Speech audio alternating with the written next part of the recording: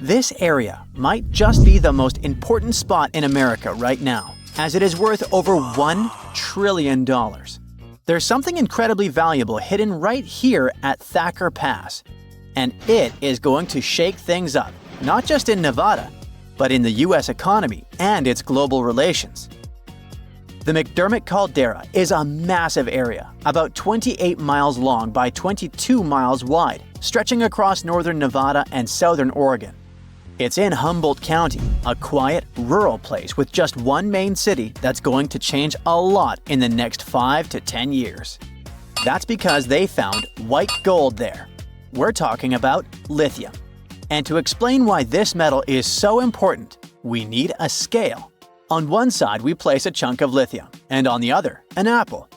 What do you think will happen? If both have the same volume, the scale is going to tip toward the apple. That's because lithium is super light. Its density is about 0.3 ounces per cubic inch, which makes it the lightest solid you can find at room temperature. Lithium is also extremely reactive. That means it combines with other elements very easily, and it can catch fire just as easily. Mix it with water, fire. Expose it to air, yep, fire again. But when you combine its lightness with its high reactivity, you get a material that's perfect for batteries, like the one powering your smartphone, laptop, or even your electric car. Nevada's been hiding this treasure for about 16 million years. The McDermott Caldera used to be a volcanic hotspot, spewing molten rock and creating a huge lake filled with mineral-rich waters. Over time, that lake dried up, leaving behind thick layers of clay loaded with lithium. Right now, Thacker Pass mine is sitting on one of the biggest untapped lithium reserves in the world, worth about $1.5 trillion. If everything goes as planned, they expect it to produce about 40,000 tons of high-quality lithium a year. And that's enough to make batteries for up to 800,000 electric cars. Like I mentioned earlier, this metal is the backbone of modern batteries. And with the world racing toward green energy, the demand for lithium is skyrocketing. Since 2020, its price has gone up more than 10 times, making it the most expensive battery metal in the world. That means it's way more expensive than magnesium, nickel, cobalt, and other materials used in rechargeable batteries. Right now, we're using about 1.16 million tons of lithium per year, and roughly 85% of it goes into making batteries, mostly for cars. Between 2030 and 2040, experts think we will need to double the money we're putting into production, from $94 billion to $188 billion. At the same time, investment in batteries will jump by over 200%, reaching $686 billion. Finally, by 2050, the demand for lithium is expected to be more than 10 times higher than what we're producing now. Sorry, I know that's a lot of numbers, but I just want to show how important Thacker Pass will be for the whole world. This mine is going to be key to keeping everything running. I mean, literally, since most of the future demand will be for things like cars, electric bikes, scooters, and renewable energy storage. Nevada could also be the epicenter of a global energy revolution, with the US aiming to cut pollution by 50% by 2030. A big part of that is replacing gas-powered vehicles with electric ones. And to make that happen, America is going to need a whole lot more lithium than it's producing right now. Nowadays, most of the metal used in the United States come from countries like Chile and Argentina. So if America wants to be a leader in this market, it really needs to invest more and more in projects like Thacker Pass. But there's another challenge. Finding lithium in a mine is one thing, but refining it is another story. Just like diamonds are carefully cut and shaped to bring out their sparkle and sold in rings and necklaces, something similar needs to be done with lithium. The raw material that comes from the mines has to be refined into a pure form that can actually be used in things like batteries. And China pretty much dominates this part of the market, and they're responsible for about 75% of global lithium-ion battery production. In other words, it doesn't matter if a country finds this powerful metal on its land, it will probably still need China to help refine it. So, the US is eager to strengthen its supply chain. In fact, they're so excited about this possibility that authorities have invested over $2 billion in loans into the Nevada project. Because of that, Thacker Pass could make the US a leader in lithium production worldwide. If their estimates are right, the McDermott caldera could hold nearly half of the world's known lithium reserves. It would almost double the reserves found in Bolivia's salt flats, for example, which used to hold the record for the world's largest deposit. This discovery is about to change Humboldt County for good. Those quiet streets surrounded by nature will never feel the same again. The mine will need about 2,000 workers who will probably move there from other cities. Those workers will need houses, hospitals, schools for their kids, and all the necessary services. Do you see how it's like a ripple effect? For every person hired to work on the project during construction, 6 more people will get hired in the state to support them. Thacker Pass is also going to have a huge impact on the economy, not just in Nevada, but all across the country. People expect the mine to be active for 35 years, and each year it's expected to generate over $2 billion. But here's the thing. In Thacker Pass, they'll be extracting lithium from clay, and this process has never been done on such a huge scale before. So it's kind of a hit or miss. But if it works, it could completely change the industry. Big question. Who's interested in all this? Well, we've got 3 big companies eyeing the lithium market in the US. First, there's ExxonMobil. The oil giant wants to start producing lithium by 2027, and they have plans to become the top supplier for electric vehicles by 2030. Then there's General Motors, the company behind big car brands like Chevrolet and Cadillac.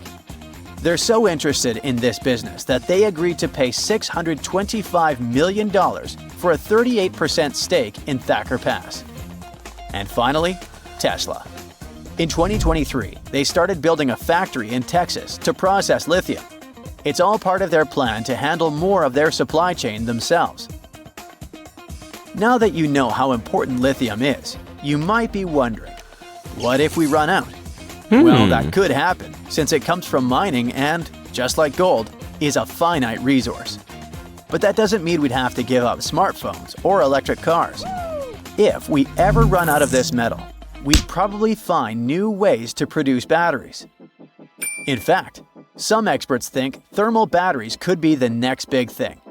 They store extra energy from renewable resources like wind or solar power, which are very cheap. So they represent a new way of storing energy at a small fraction of the cost. Nowadays, they're primarily used for powering the production of steel, cement, and chemicals. Thermal batteries are also being used to heat and cool large buildings. However, more and more projects are focusing on bringing this technology into private spaces, like houses and apartments. Experts are optimistic that initiatives like these could make thermal batteries as well known as electric batteries, and they might soon become a regular part of our daily lives. Now, when you think of Norway, things that come to mind are the sun that never sets in the summer, unbelievable nature, the fact that it's one of the happiest countries in the world, even white bears that freely roam in the wild. I'm guessing they're happy too. Already planning your trip to this dream country? Well, don't rush. You'll have to review your budget. Fuel there is 10 to 15% more expensive than in other Western European countries. A meal at a cafe for one person will cost at least $30. Plus, consider yourself lucky if you manage to find a hotel at $100 a night. If you Google the most expensive country in the world, you'll see this list. Switzerland, which is meanishly expensive. The United States, duh, been there, know that. Luxembourg is not a surprise either. And then, all of a sudden, you see Norway. Just so you know, a family of 4 would need over $4,000 a month just to exist in Norway. And it doesn't even include rent. Specialists say that Norway is around 7% more expensive than in the US. Norway is a bit weird though. Usually, the richest countries have national currencies that are stronger than the US dollar. Take Swiss francs, for example, or the Kuwaiti dinar, which is literally the boss when it comes to currencies. Like one Kuwaiti dinar can snag you $3.25 US. Now, here's where the mismatch comes. The Norwegian krone is dubbed the weakest currency in the West. Well, how come? In the wild world of global currencies, the Norwegian krone used to be a tough player known for smart money moves. But surprisingly, it is now the weakest currency in the West, taking a big hit in the last decade. It has fallen hard against the US dollar and euro, causing concern for central banks and money folks worldwide. The oil price roller coaster is a major factor in the krone's struggle, as Norway relies heavily on oil exports. But even with oil prices relatively high, it remains historically weak against major currencies. The weak Norwegian krone is affecting everyday folks too, with prices rising on almost everything due to heavy imports. Inflation is growing, leading to interest rate hikes by the Norges Bank. High interest rates are hurting the housing market and making life more expensive for Norwegian citizens. So, one of the supposed reasons for why Norway is so expensive might be weak national currency. What else is particular about Norway? Well, climate for sure. It may be hard to imagine a freezingly cold country plunging into riches. It's an imagery we usually see on social media with geotags Dubai, Saudi Arabia, or even Kuwait. And it makes sense to think now that all the riches are somewhere southward, as these places have strong oil-based economies and super strong currencies. But in reality, better economies in the south are a current trend. Ever wonder why cold countries seem to be raking in the cash while the hot nations are just hanging out? Turns out, those living in chilly climates had to hustle just to survive winter. Think building shelter, stockpiling food, and keeping that fire burning. Meanwhile, those basking in the sunshine had it a little easier with hunting and foraging year-round. This theory holds true even in the land down under. Sydney and Melbourne, the top dogs in Australia's wealth game, also happen to be some of the coldest cities, while Darwin, the warmest city, is lagging behind.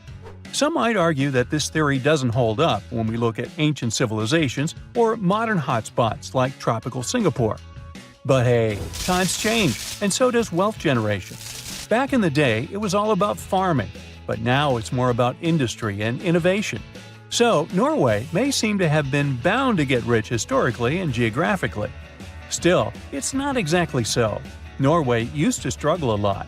Back in the day, it faced some tough times with harsh winters and tricky geography. They even had famines that pushed families to seek a better life in the US. So, how did Norway go from rags to riches? Yep, oil and gas played a big role. The country is small, but it has around 0.31% of all oil reserves in the world. But in Norway, there's more to the story than just black gold. For example, the top oil reserve is not some Arabic country, but Venezuela, which claims up to 20% of the world's liquid gold. Still, Venezuelans' economy is far from stable, so it's not all about oil. Although bested in forest size by other European nations, Norway was an unrivaled powerhouse in lumber during the Age of Sail. Thanks to its strategic fjord path, timber from its inland forests could quickly reach fjord-side mills and global markets. As railroads unlocked larger forest potential in other countries post the 19th century, Norway was Europe's timber king, bolstered by a world-class merchant fleet by the 20th century. The Norwegian timber wealth, coupled with early cooperative societal norms, spurred growth across several sectors, from agriculture to fishing and banking. Despite being labeled poor in the 19th century, Norway's GDP per capita outshone Eastern and Southern European nations. The nation's ascendancy continues beyond the discovery of its oil reserves. Norway is unique, with a small population but sprawling land. Despite its vastness, the Nordics are scattered and considered one of the most spacious countries globally. Much of the North's territory stretches beyond the Arctic Circle, offering harsh landscapes with thin topsoil covering the bedrock. The tough terrain in Norway, full of mountains and with a short growing season, limits arable land to only 2.2%, similar to Yemen. The scattered arable land in small valleys makes extensive farming impractical, a far cry from the efficient farming in the U.S. With a huge chunk of land and coastlines, but a small population, Norway makes some serious cash from its reserves. Plus, nature has been pretty kind to Norway, with rich fishing grounds, hydropower from rivers, and power from cold waters. And only then comes the little thing called oil. The late 50s saw a big discovery that changed everything for Norway's economy. Fast forward to today, and petroleum activities have been a major game changer for Norway, feeding its economic growth and funding its welfare state. But Norway didn't just sit back and watch the money flow in. They made smart moves, like creating a sovereign wealth fund to manage their oil wealth for the long haul. The fund sees some big bucks, currently standing at 1.7 billion Norwegian kroner, or over 160 million US dollars. Norway uses the interest from this fund to boost its annual budget, ensuring top-notch healthcare, education, and welfare for its citizens. And here's the kicker: Norway's not resting on its laurels. They're investing in sustainable technologies, like offshore wind power, to secure a bright future beyond oil and gas. Now, Norway may be expensive, but it can't compete with the world's costliest place to live, Monaco. It's almost 4 times more expensive than the global average. So, if you're looking to rub elbows with the rich and famous, look no further than Monaco. With property prices soaring to an average of over $50,000 per square meter in 2022, it's no wonder why this tiny country is a magnet for the la-di-da. However, there's a place that's particularly expensive for tourists, and I'm not talking about tourist traps. Neither Oslo nor Monaco can beat the prices in, well, take a second to make your guess. Ready? Welcome to Ashgabat, Turkmenistan's capital. A gallon of milk costs a whopping $15 US, while a standard internet subscription plan will set you back $168 US a month. Calm down, you're not poor, it's just an economic glitch. The reason for these prices is simple. The Turkmen national currency exchange rate in relation to dollars is fixed and never changes. $1 equals 3.5 manats, and it's been so since 2015. Local prices in the local currency grew to inflation, making it not proportionate to prices in dollars. The exchange rate never changes. So if you live there, such prices don't seem to be extraordinary. But if you come with dollars, you're in for a pricey trip.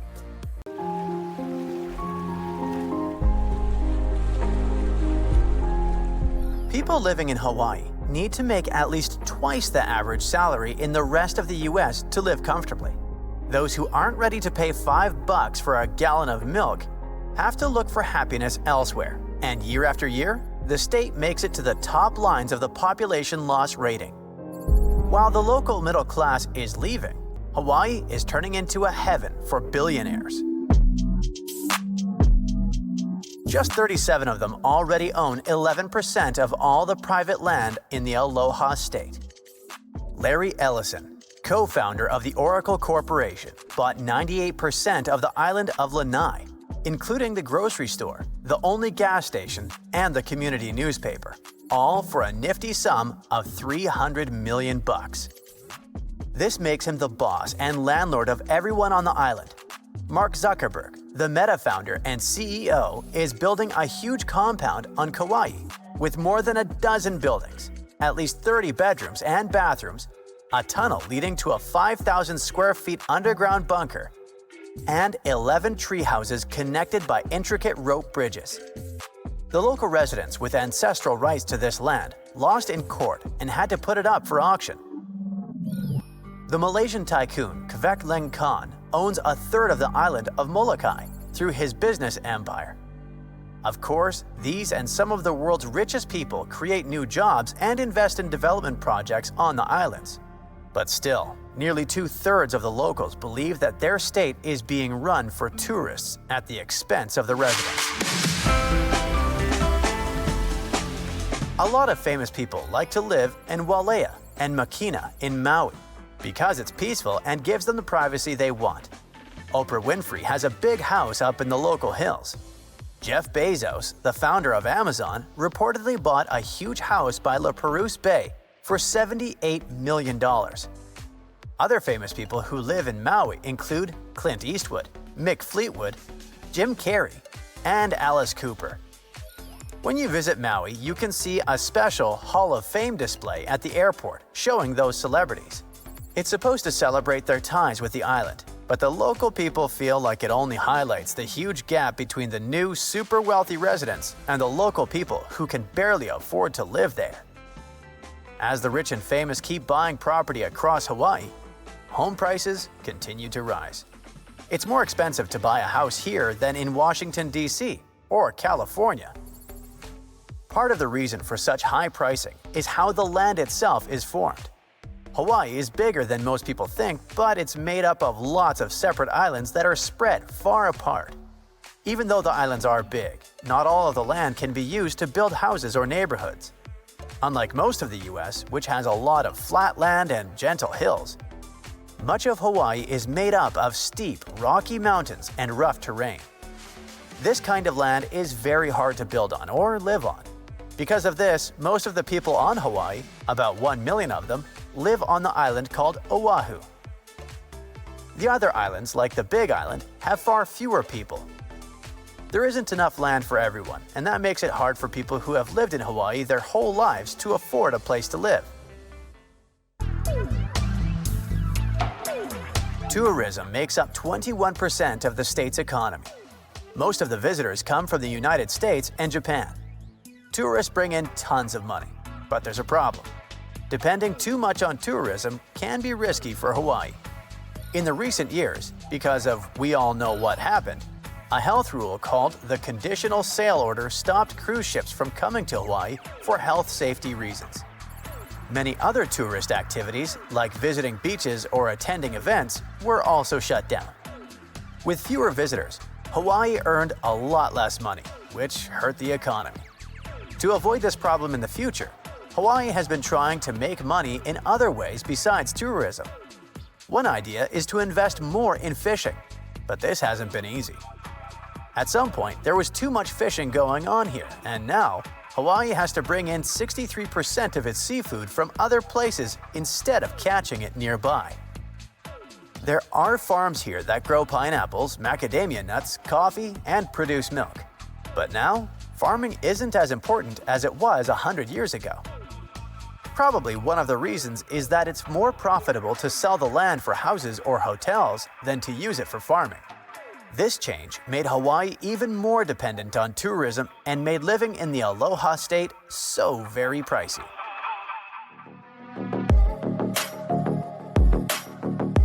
Honolulu is reported to be the 7th most expensive city to live in the US. A family of 4 spends around $8,000 a month here, and a single adult will have to pay, on average, $2,500. Food alone costs around $500 a person for 1 month. Most of the food in Hawaii, about 85 to 90%, comes from faraway places.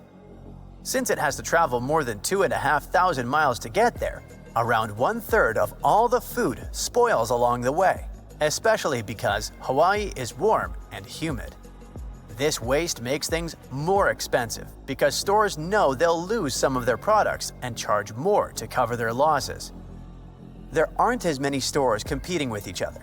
If stores don't compete, they have no reason to lower their prices.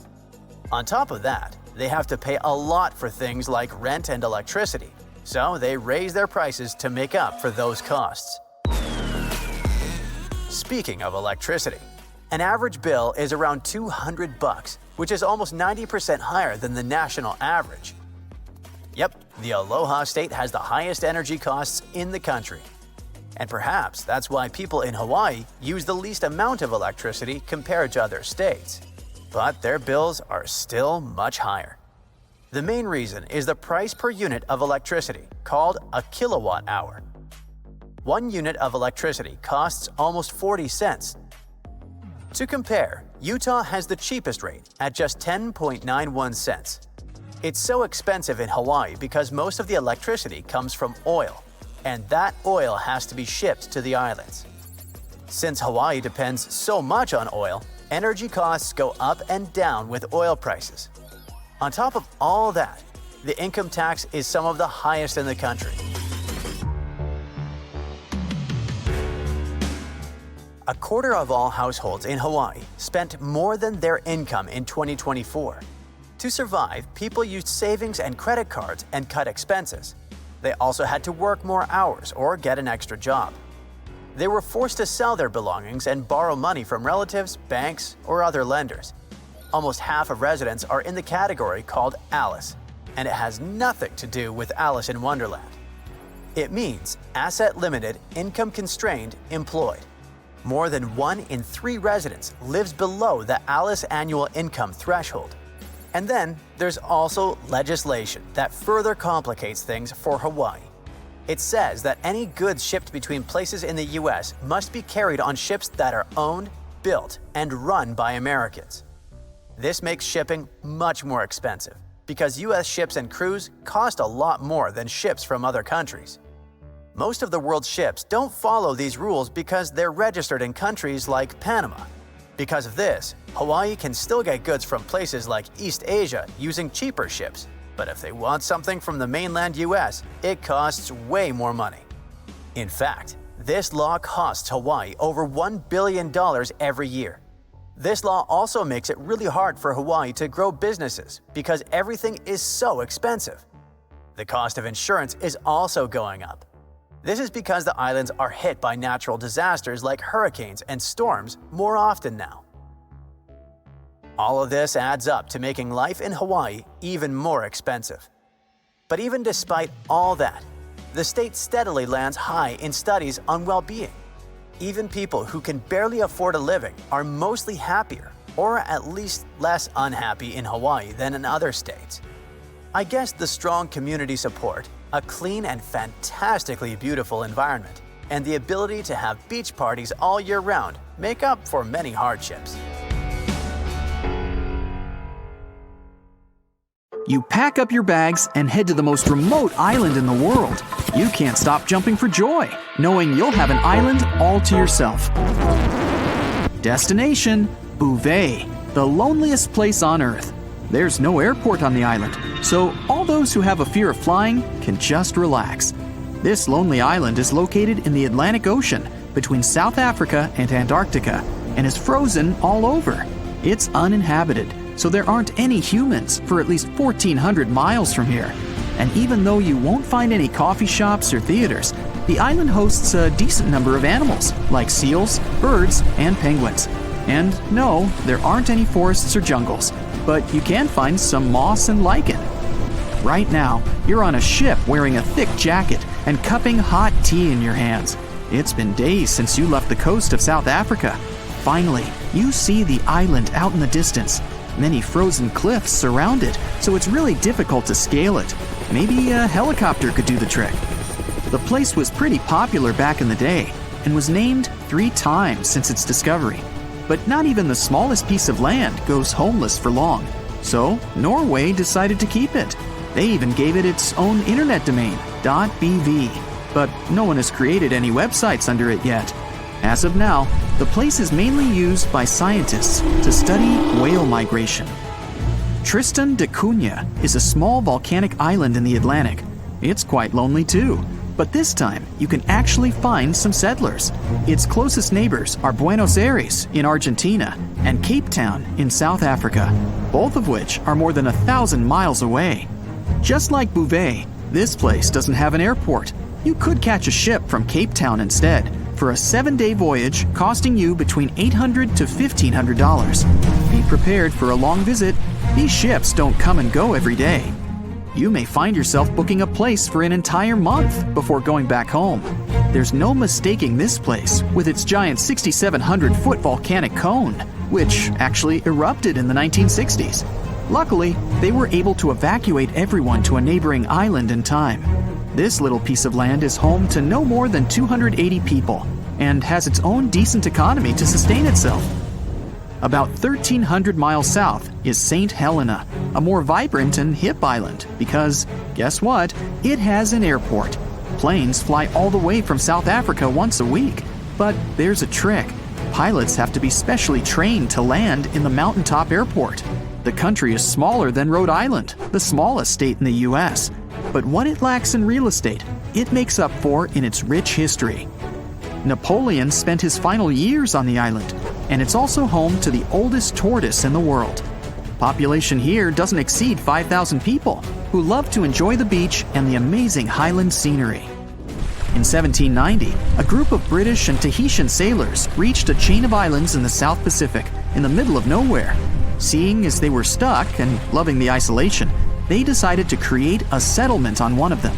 Later, These land spots would be called Pitcairn Islands, and still, only one would be left inhabited. The population? 50 people. You can find a mix of cultures between British, Polynesian, and other Pacific Islanders thriving and living life to the fullest. And why wouldn't they? All 4 islands have incredible subtropical climates and rich volcanic soil for crops and vegetation. In 2016, it was labeled the world's 2nd largest marine protected area. Be prepared for a long sea voyage if you plan on paying a little visit. You can catch a ride on a supply ship that hosts 12 passengers each trip. 2,500 miles off Africa, in the southern part of the Indian Ocean, you'll find Amsterdam Island. No, the capital of the Netherlands didn't pack up and sail away. This remote island is home to an extinct volcano that rises to about 3,000 feet, and the place itself is only as big as a mall. There are no permanent residents, but it hosts scientists and a research facility, around 30 people. All the way north is the Norwegian archipelago of Svalbard. Seems calm and peaceful, with people enjoying their days. Except, wait, get back inside. This place is known as Polar Bear Island, where the bear population outnumbers the human one. You may arrive by plane or ship, but either way, you'd be getting a breathtaking view of snowy mountains and cute, colorful buildings. Despite the curious bears, people have been able to maintain a stable life there, and the island is actually home to many nationalities from over 50 different countries. Svalbard welcomes anyone to stay and live without a visa, as long as they have some place to stay and a job to make a living. It's located roughly 500 miles north of Norway in the Arctic Ocean. But where isn't the only tough question. It's when you go, too. If you're not a nocturnal type, then consider going there in the bright half of the year, where you could experience sunlight nearly all day, every day. Because during the other half of the year, there's total darkness. But you'll get to witness some beautiful northern lights right above you for quite a while. Svalbard is considered the most northern settlement in the world, and actually has the most northern university as well. Because of the permafrost, life isn't easy here, which means they get most of their stuff on ships from abroad. But that didn't stop the dwellers from having the global seed vault to host almost 1 million seeds from around the world as a backup, in case crops can't grow anymore. Off the coast of Chile is the easternmost presence of Polynesian culture. 2,300 miles west of South America and 1,200 miles away from Pitcairn Islands, the most famous island inhabitants are known around the world for their huge heads. Yeah, those heads. More than 600 are scattered across Easter Island, but archaeologists dug deeper and discovered that their bodies are buried beneath the ground. The island is also known as Rapa Nui, or the Great Rapa. It doesn't have white sandy beaches, but the dry sunny spots and amazing ashen cliffs were formed by the lava from volcanoes. North Sentinel Island is a beautiful paradise with just one problem. No one is allowed to enter it. There's a native tribe living there, untouched by any outside civilization, and everyone decided to keep it that way. Over the last 200 years, several dozen people were able to get a hands-on experience with the islanders, but let's just say it didn't end well. It's even completely off any shipping route to avoid contact. 10 years ago, a study indicated there could be between 80 to 150 people on North Sentinel, but there really is no way of telling, since that number could be as low as 15, or even exceeding 500 people. They're so isolated that the people in the neighboring open islands don't understand the Sentinelese language. Some researchers were able to pick up little snippets of their lifestyle. They live in huts with slanted roofs and fire pits facing each other. They have a healthy seafood diet and live on fruits that grow on the island. There isn't any harbor, but soft sandy beaches as far as the eye can see. Too bad we can't get in. Tuvalu is a young island country in the west central Pacific, made up of 9 small coral islands placed in a chain-like formation. The main island is only a few miles long and is so narrow at times, you can ride a motorbike with ocean waves striking on either side. It's pretty rare to see cars around as well. The locals are mainly of Polynesian descent and speak Tuvaluan, but you can easily get around with English. The country has an airport, but when there are no flights, the entire landing strip turns into a football field and playground for everyone to enjoy. Despite not having many tourists, Tuvalu is known around the world for its own web domain. untapped.tv, which it leased to a Canadian television company. Makes sense to me. Would you like a professional stylist to fold your luggage, a private chef to cook meals just for you, and an entire plane to transport your TV set that didn't fit in your private jet? That's pretty much the everyday travel reality for the top 0.1% of U.S. earners who made around $3 million per year in 2022. Compare that to the regular salary of a working American of around $60,000. And then there's the top 1% who made around $800,000 the same year. If you want to travel like the richest people in the world, forget about chilling at one luxury hotel with shampoo made of gold for 2 weeks. The latest trend in upscale traveling is surf and turf. Rich guests spend a week on a sleek yacht after staying at a luxury hotel, or the other way around. Boat sales have surged in recent years, and the rich love to charter sailboats for $25,000 a week to as much as $90,000. It's a great way to get away from the common folk, you know. Everything is pre-planned by their travel agents, so they don't have to worry about a thing.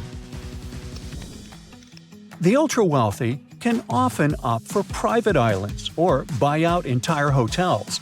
For instance, a villa on a private island off the Cannes coast in France will cost you around $290,000 a week.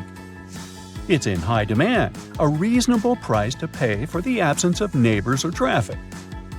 And if you do miss the hustle and bustle at some point, you can always hop on a speedboat and dance the night away at one of the luxurious beach clubs. In 2023, Greece became the top destination for the richest 1% of travelers. Paros Island was the most mentioned new favorite. Italian Sicily lost its charm to them because it's overvisited by the White Lotus fans. And it's not just about the Four Seasons-operated San Domenico Palace, where the show is based, but the entire island. For winter fun, there's always Aspen and ski towns in the European wonderland, like Switzerland and France. They have exclusive hotels, Michelin-starred restaurants, high-end shops, and chalets that look richer and more luxurious than an average family house.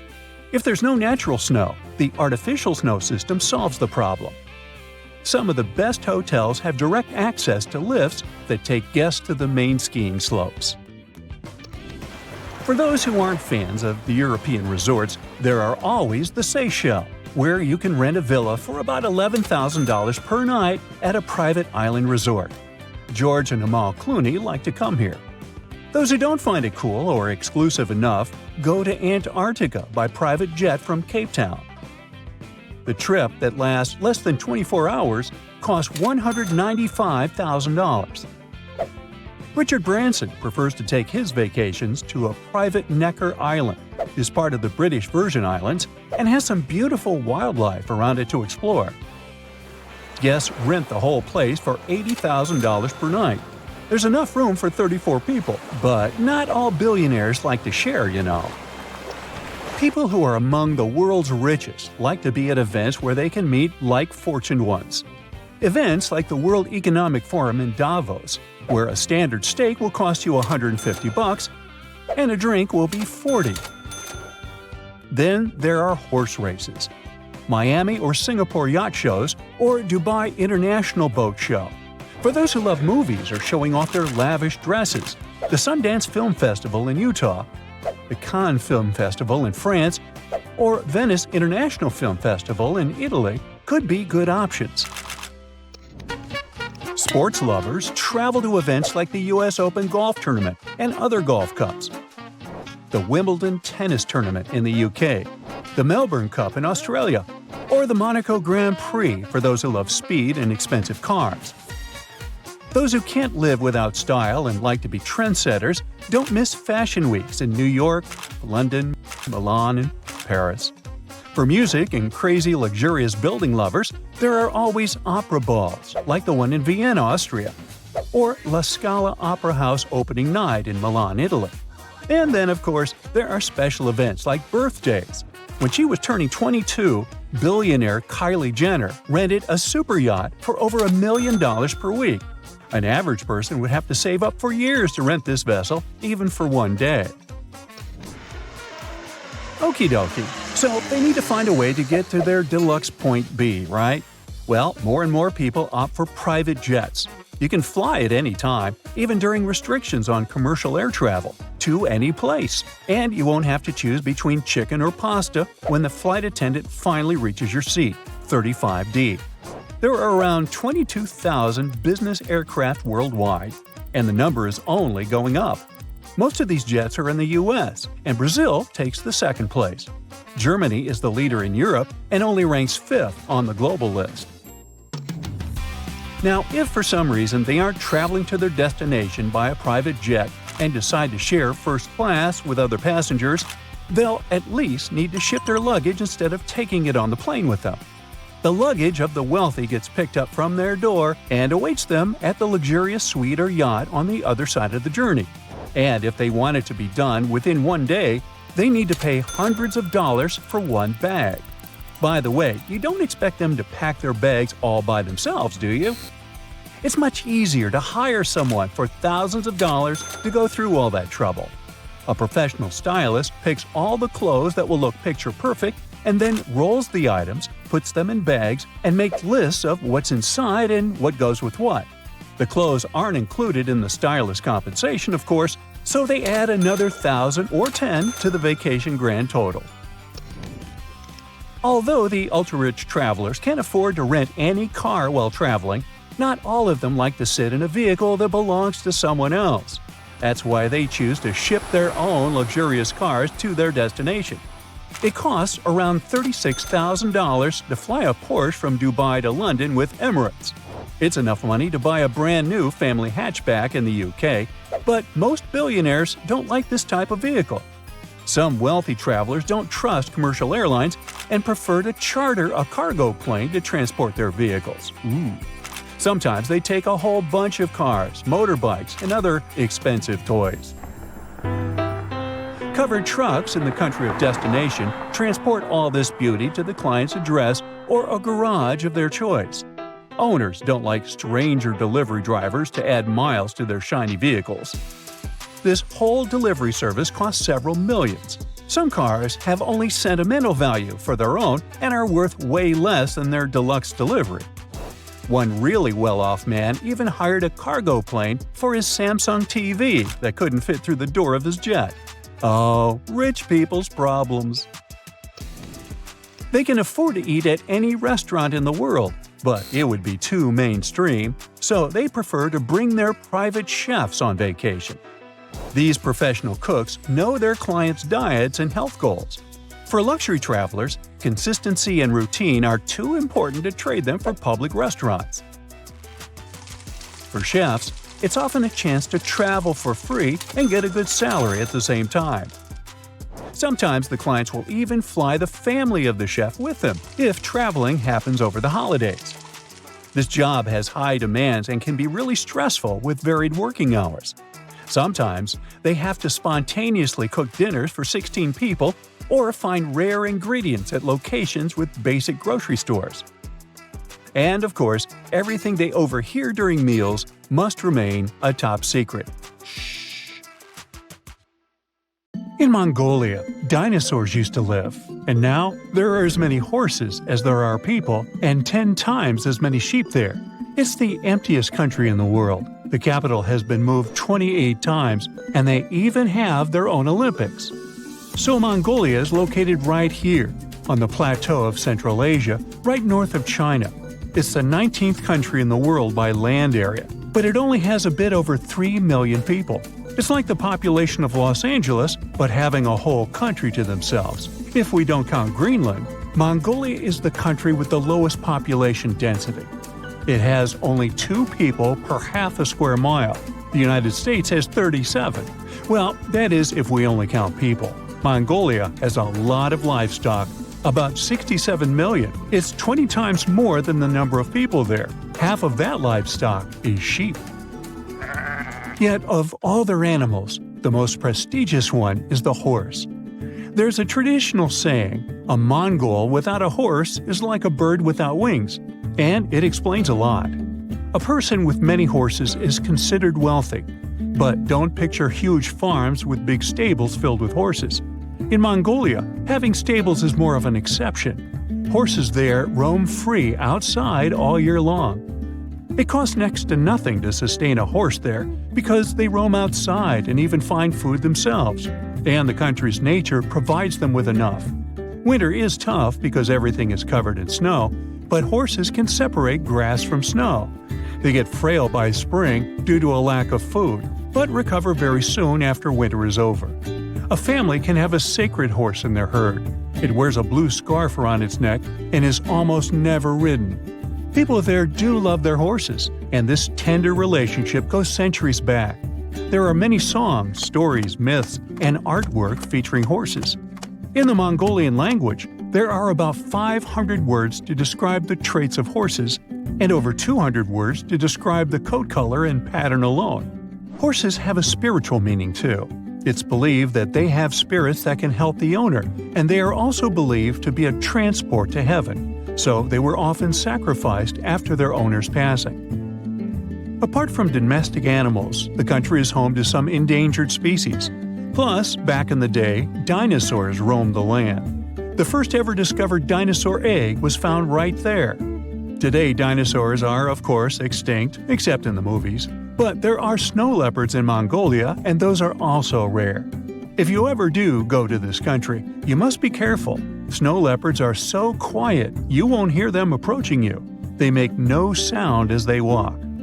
But let's get back to geography. The climate in Mongolia can be harsh and unpredictable. Within just one day, the temperature can change by 35 degrees Fahrenheit. The country doesn't have any access to large bodies of water.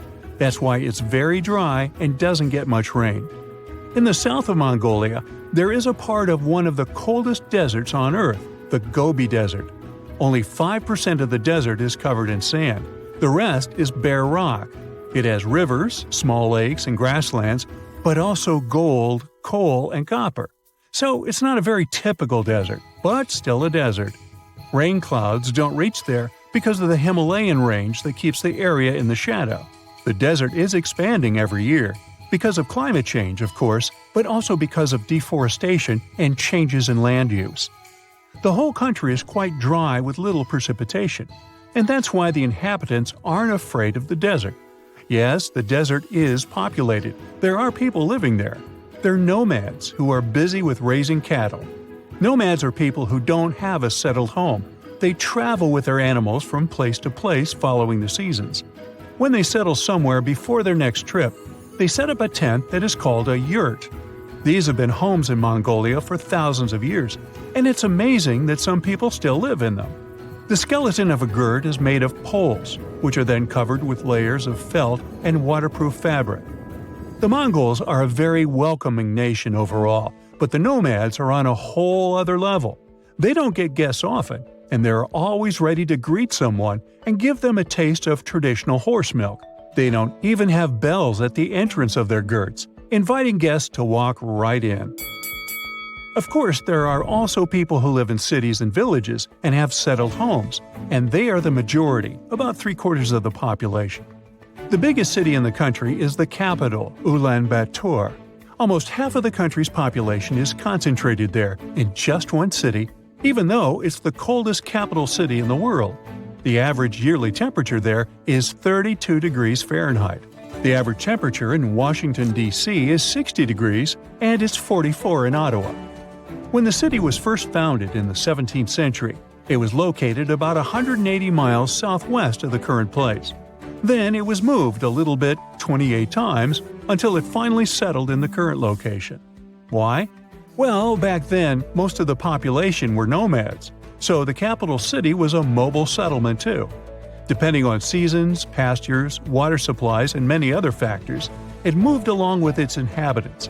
Now the city is big and settled, so maybe it won't be moved again. But who knows? I know. I have yet to tell you about the Mongolian Olympic Games. The event is called Nadam Festival. It's an annual festival held in the middle of summer that most Mongolians watch. In one form or another, the festival has existed for centuries. Locally, the festival is called the 3 Games of Men, and people compete in 3 skills that have traditionally been considered 3 manly skills: So what are those three games? It's Mongolian wrestling, horse racing, and archery. Originally, it was just men competing, but recently women have started participating in archery and horse racing. Mongolian wrestling is a folk wrestling style that's been around for thousands of years. The depictions of it can be seen on many ancient plates found in the area.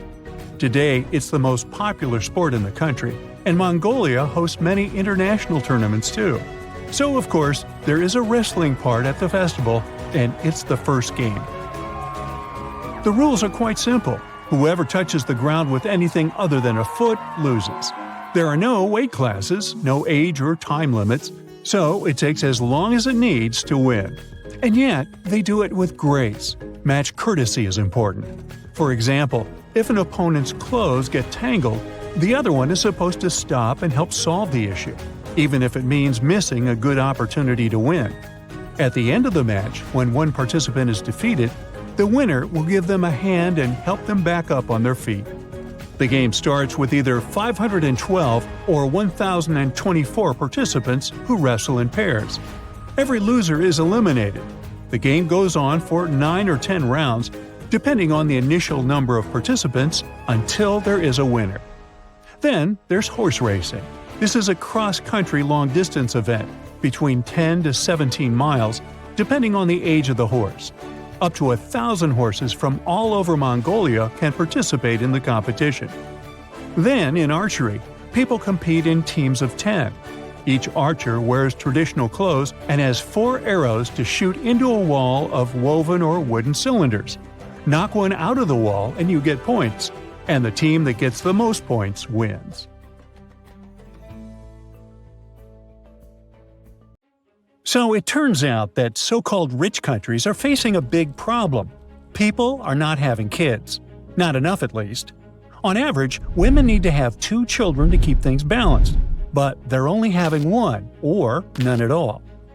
This issue comes down to the fertility rate, or simply the average number of kids a woman is expected to have in her lifetime. When that number's too low, it means more people are passing away in these countries than being born, and that can destroy the economy. Think of a rich country, the US, Germany, Japan. Great, pick any wealthy nation you like, and I can promise you one thing, its fertility rate is below 2.1, and that's a problem. Here's why. Meet Mary and John, and over here we've got Jack and Lucy. That's 4 people total. Now, both couples get married. Mary and John have 2 kids, but Jack and Lucy only have 1. Now, what does that mean?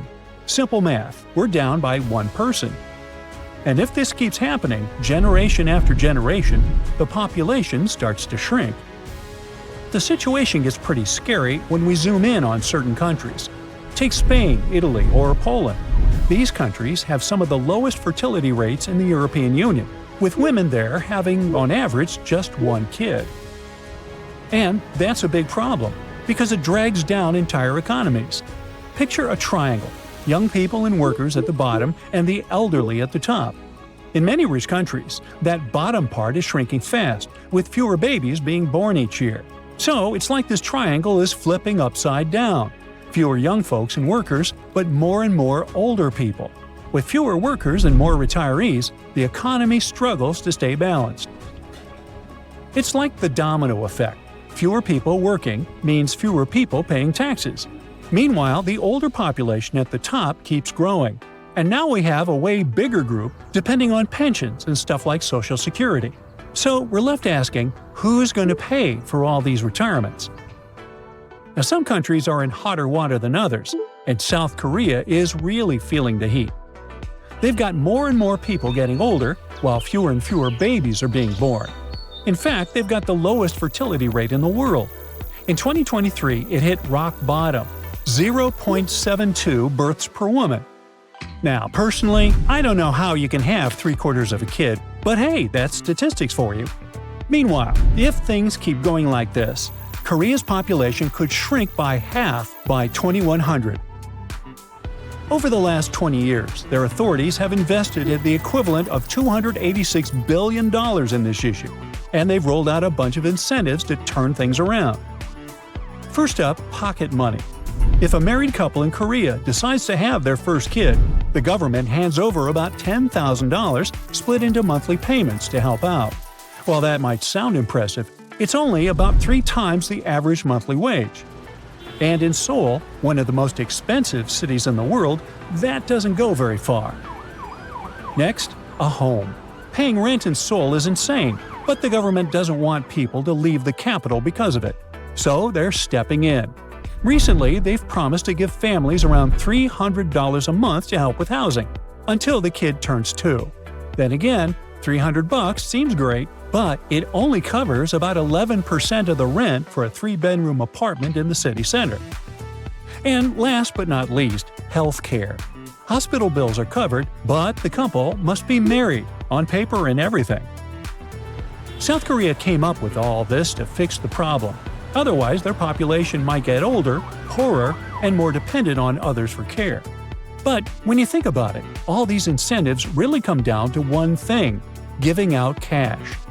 Even so, their demographic problem hasn't gotten any better, so the authorities had to come up with more creative solutions, like offering jobs with flexible hours for parents with kids under 5. And they can borrow things like toys or strollers from the government, totally for free. So, why don't women want to become mothers? There's a bunch of reasons. But one of the most important is work. Women are getting more education and grabbing more opportunities in the job market than ever before. But a lot of jobs have crazy hours, with people working late every single day. So many women get stuck in that cycle, waking up early, going to work, coming home late, and sleeping. Then it all starts over the next day. They don't have time to meet a partner, and even less time to raise someone. In fact, education in general is one of the biggest reasons why birth rates are dropping. Spending so many years in school, then in college, means women are pushing back the age they have their first kid. Once they finish their education, they often want to focus on work and building their careers before starting a family. So they're not becoming moms in their teens or early 20s anymore. And by the time they hit 30, things aren't much better. Sure, they might finally land a stable job, but most employment policies still don't offer enough support for childcare. But it's not only education. Younger generations are getting delayed in, well, everything. I mean, it's way harder for them to tick off all the adulting boxes, like having a well-paying job or buying a nice house. And these things are usually a big part of whether people decide to start a family or not. Another reason people aren't having kids: putting a new human into this world is expensive and time-consuming. The average childcare costs in Australia, for example, have gone up faster than inflation. School tuition, even for public schools, takes a big chunk out of parents' budgets. Think about it. Computers, uniforms, field trips, extracurricular activities – all that adds up to the cost of financing someone's education. Over 13 years, parents spend over $80,000 on public education. And if we're talking about private schools, that number jumps up to almost $350,000. And don't worry, these costs are just for one kid. Now imagine having 2 or 3.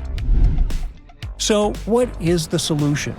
Well, there are 2 ways to tackle the problem that don't involve pushing the population to have more kids.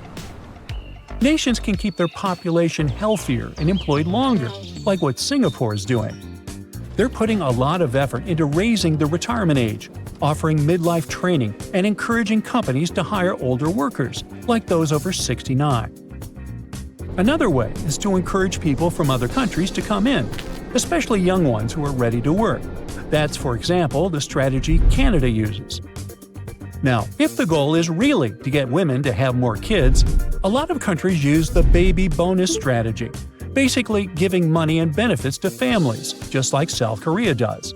The problem is that some experts say it is pretty ineffective, as financial incentives don't address the complexity of the issue. For them, what these wealthy countries need to do is offer better career and housing opportunities for young people, like giving incentives for companies to offer more flexible hours or work-from-home options for young parents. They also need to push strategies to lower the cost of housing, especially in big cities. Plus, they need to focus more on the aging population, using technological innovations to support them. That would help not just parents, but families as a whole. So, what do you think? So picture this. You're about to endure a 6-hour flight. And right now, before departure, you're sure that you're going to be bored to tears. After all, it's 6 hours of sitting still in your seat with only short bathroom breaks. Sounds tough, but how about doing that for 18 hours instead? Such flights do exist, and they're becoming increasingly popular. People nowadays prefer to get from A to B without any unnecessary stops. It's the nature of our increasingly busy world. But surprisingly, the first long-haul flight took place 20 years ago. On March 1, 2001, Continental Airlines had its first non-stop trip covering a distance of 7,332 miles. In the late morning, the aircraft left Newark, New Jersey and headed north. It traveled over the northern part of the U.S., then Canada, and flew over the North Pole. Then the plane went over Russia, Mongolia, and China, and a staggering 16 hours later, it landed in Hong Kong. People all over the world were elated by this new development since it opened so many possibilities for fast travel. A lot of business travelers have frequent trips to these two leading financial centers of the world. But before 2001, there hadn't been any non-stop commercial flights that could make such trips more convenient. Funny enough, just several days after the first flight from Newark, United Airlines started their own service to Hong Kong. But since their planes departed from JFK Airport, this airline set a new record because the distance was about 2 miles longer. Nowadays, the champion of long-haul travel is Singapore Airlines with their flight from Newark to Singapore. Just imagine, the longest commercial flight in the world lasts 18 hours and 45 minutes and covers over 9,500 miles. That's longer than the Earth is wide. I'll bet it seems like it too. Well, if long-haul flights are so frequent nowadays, why do people still search for connecting flights? Well, that's a good question, and the answer is money. Let's have a look at an ultra-long-haul flight, say from Singapore to New York. For these flights, Singapore Airlines uses an Airbus A350-900 ULR, which stands for ultra-long range. There are only 7 of such airplanes in the world, and they can cover a distance of 9,700 miles without making a pit stop. But not so the passengers, I'll bet. But while the standard type can carry 253 passengers on board, its ultra-long version seats only 161. You may think that's kind of weird, but the thing is, there are no economy passengers on these flights at all. Business passengers occupy 67 seats, and 94 cater to those in premium economy. You see, more passengers and more seats mean more extra weight for the aircraft, and carrying more weight leads to using more fuel, which means pit stops. See how it's all connected? Anyway, passengers in business and premium classes pay more for their tickets. So, in the end, airlines don't lose anything from operating such insanely long flights halfway around the world.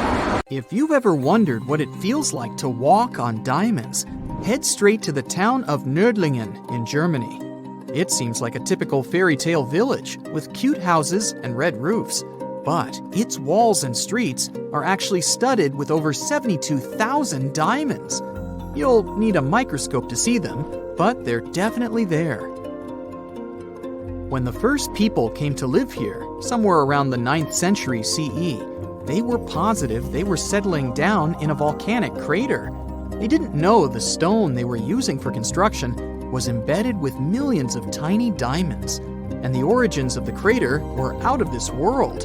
An asteroid slightly larger than half a mile in diameter hit our planet around 14.5 million years ago in what is now Bavaria and left a crater 16 miles wide. The bedrock was under such intense heat and pressure that the bubbles of carbon inside transformed into tiny diamonds at a concentration like nowhere else in the world. The locals didn't pay attention to their houses, built of what was left of that asteroid impact, shimmering on sunrise. Then, in the 1960s, 2 geologists arrived from the USA, studied the landscape from a distance, and noticed it didn't look exactly like a volcanic crater. After further research, they realized their theory that the crater was shaped from above and not from below proved right. They even had to change school books after the discovery, not to mislead the students. Once the word of the crater had spread, NASA got interested in it and sent their Apollo 14 and Apollo 16 astronauts to visit it to learn about what kind of rocks they'd find in space and which of them were worth bringing home. A moon rock that arrived with one of the missions is now on display at the local museum, and astronauts still visit the place. The locals, though, are so used to living among diamonds, they don't even find it special. The Australian town of Coober Pedy is known as the opal capital of the world and exists completely underground. The town even has the first 4-star underground hotel in the world. The reason people settled in this area was to work at an opal mine. Back in the day, the miners could hardly survive under the burning desert sun, so someone decided to put a tent directly into the mine. Then it turned into a home. Now, Coober Pedy has around 2,500 residents from different countries, about 30 shops, an opal gallery, museums, a bar, and other buildings, and is a popular tourist attraction. The town of Monowi, Nebraska in the USA has a mayor, a clerk, a treasurer, a librarian, a tavern keeper, and a bartender.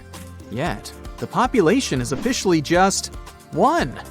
Elsie Eiler has been doing all those jobs, paying taxes to herself and voting herself for mayor since 2004. Back in the 1930s, Monowi had a population of 150 people, grocery shops, and restaurants. When farming conditions got worse, people started leaving family by family until it went down to 1 person.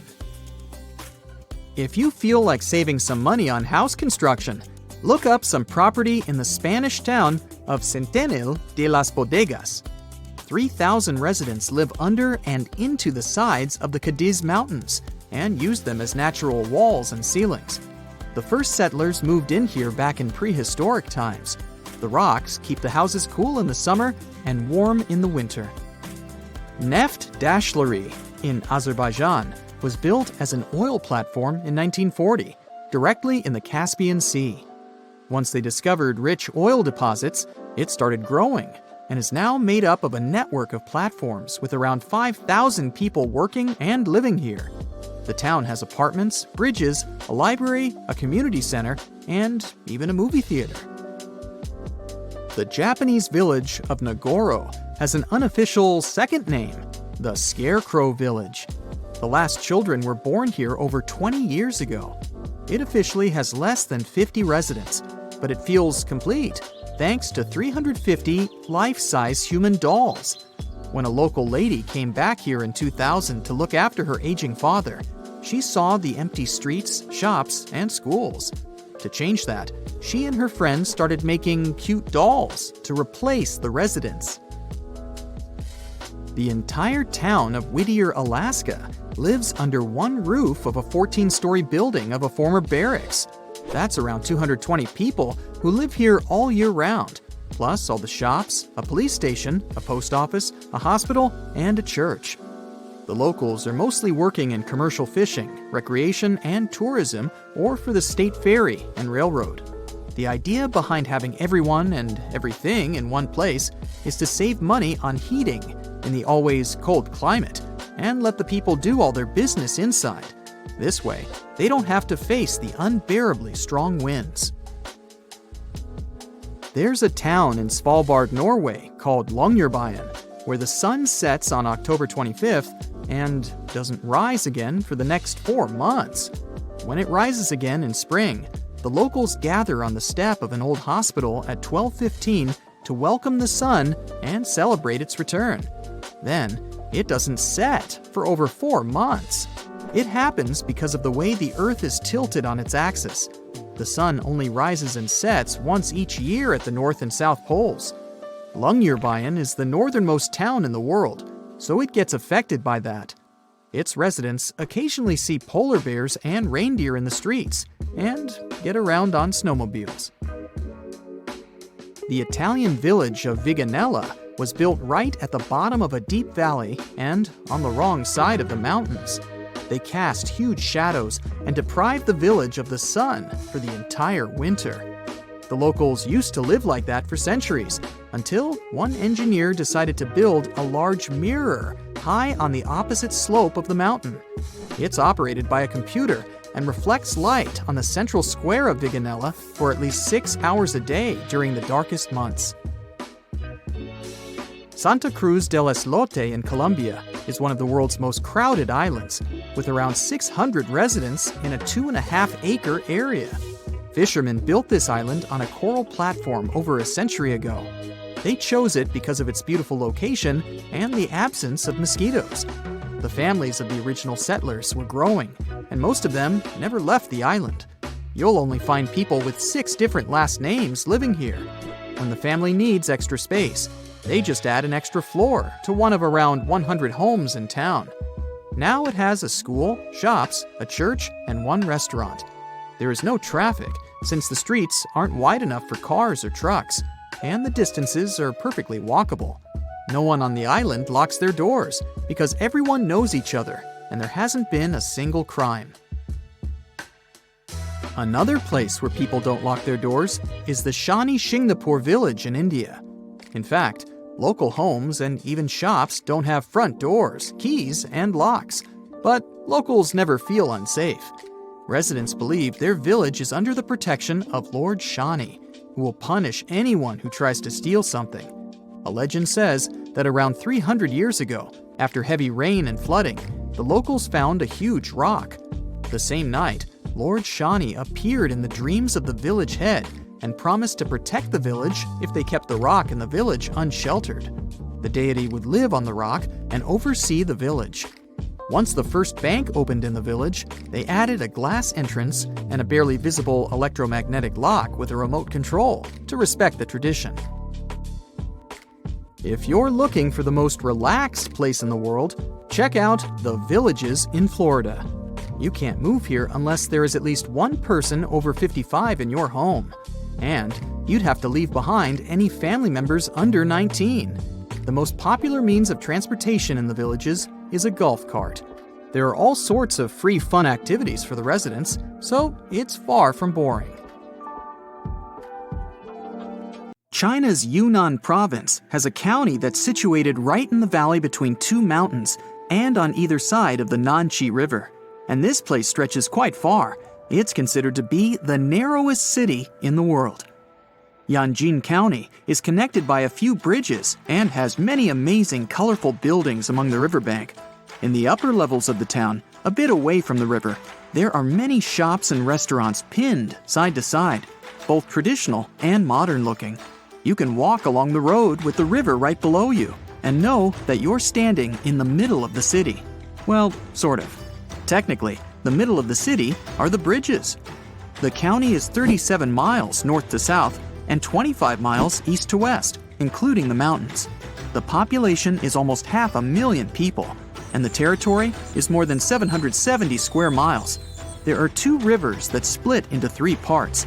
If you're standing on either side of the river, you'll notice how close the other side of town is. Despite the length of the city, there aren't that many bridges around.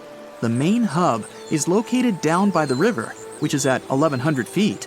The highest elevation goes up to 7,200 feet.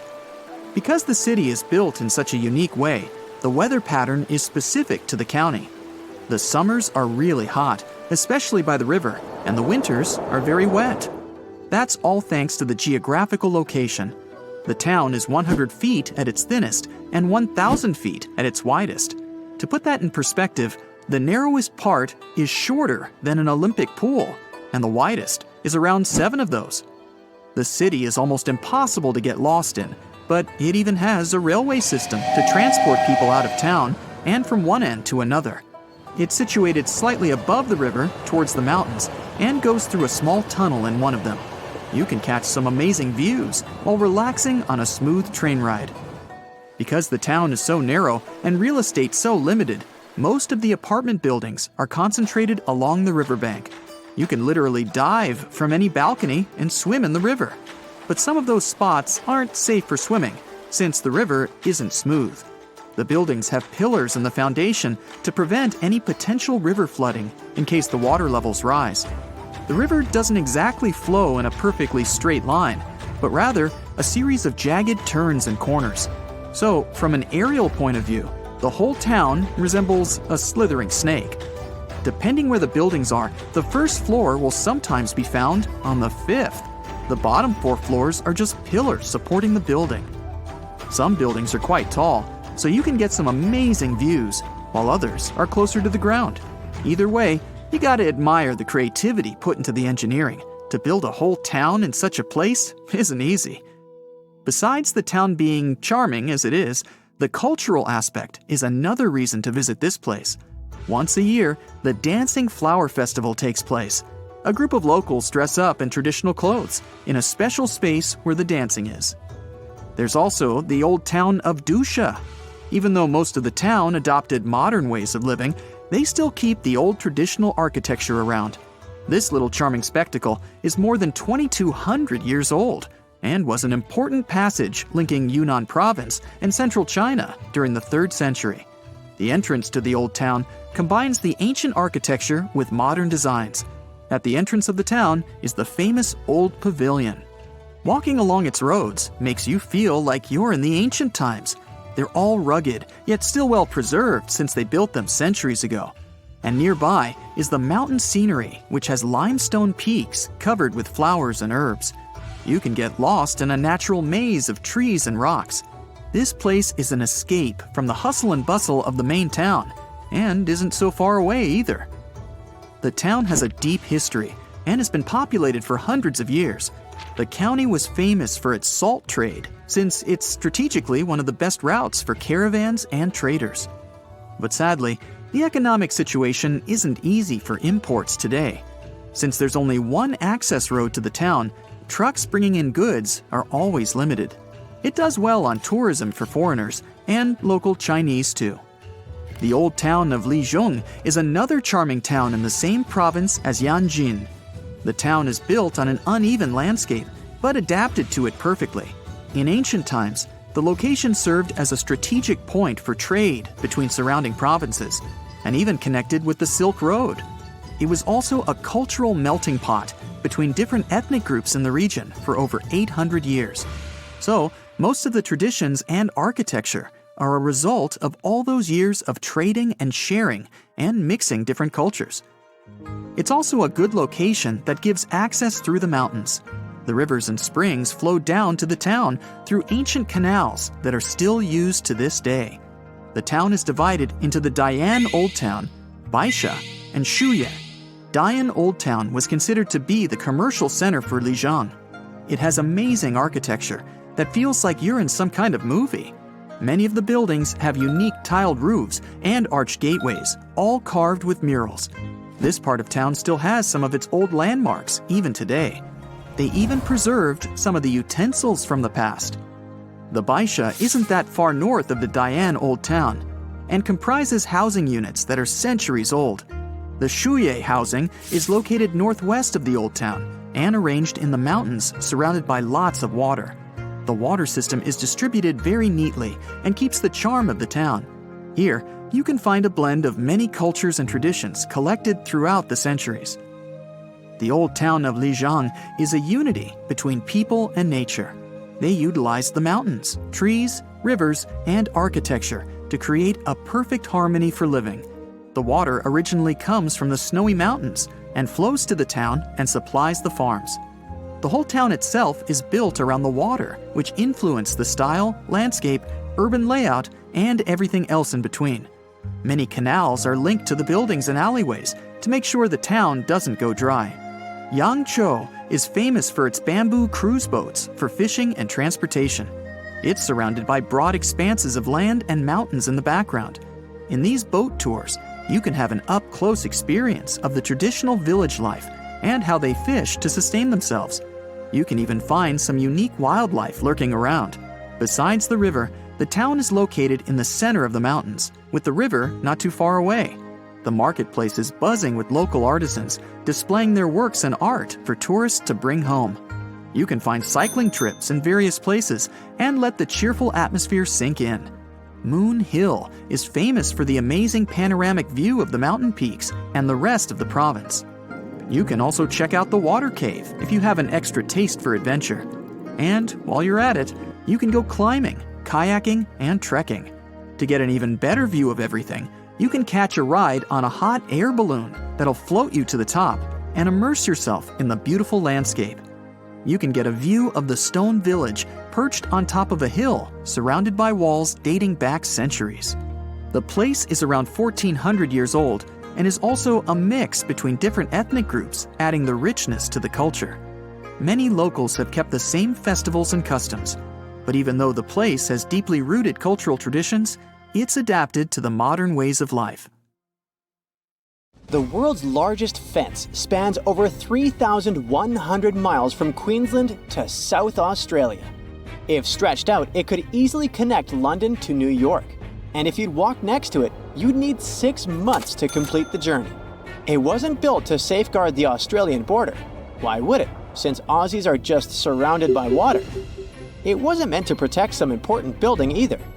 Its purpose is to keep some animal species away from each other.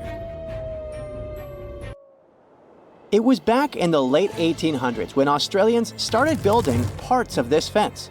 They wanted to create a barrier separating the lively, bustling part of the country where cities like Melbourne and Sydney thrive from the harsh, dry outback. They used wooden posts dug deep into the ground, linked up with wire mesh standing about 6 feet tall. Some parts of the fence even have a second electrically charged layer. To make sure this fence did its job, they added some red and white lights to help guard things even at night. A team of over 20 people work full-time to keep things in check here. And every year, local authorities chip in around $750,000 to keep the construction in shape. Why all this trouble? The main reason was dingoes. These gingery, wolf-like creatures are Australia's largest carnivore mammals, and they're also apex predators. They were causing a lot of trouble to local farmers, especially in southern Queensland, where they often go after sheep. For the most part, the fence has been doing its job okay, but it's not foolproof. Some dingoes still manage to sneak through. Other times, wild camels end up crashing into it. That's because Australia has quite a massive camel population roaming around. But this man-made solution did more than locals expected. They thought there would just be fewer dingoes within the fence, but fewer dingoes mean more kangaroos.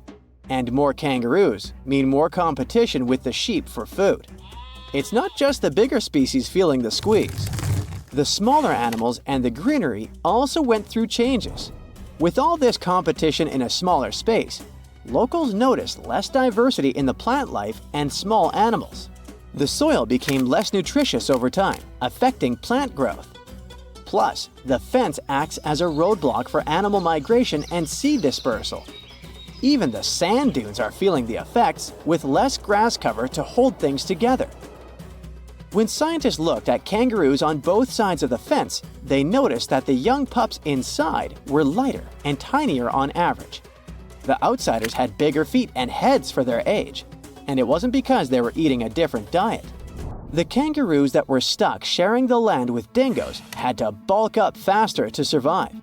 On the flip side, those inside the fence took it slower because they weren't under the same type of pressure.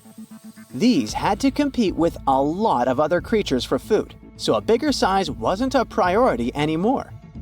Researchers are still not sure if this difference is a quick fix or a long-term gene adaptation. What about domesticating dingoes? Wouldn't that help? Many think dingoes were once pets in Australia, but it's not known for sure.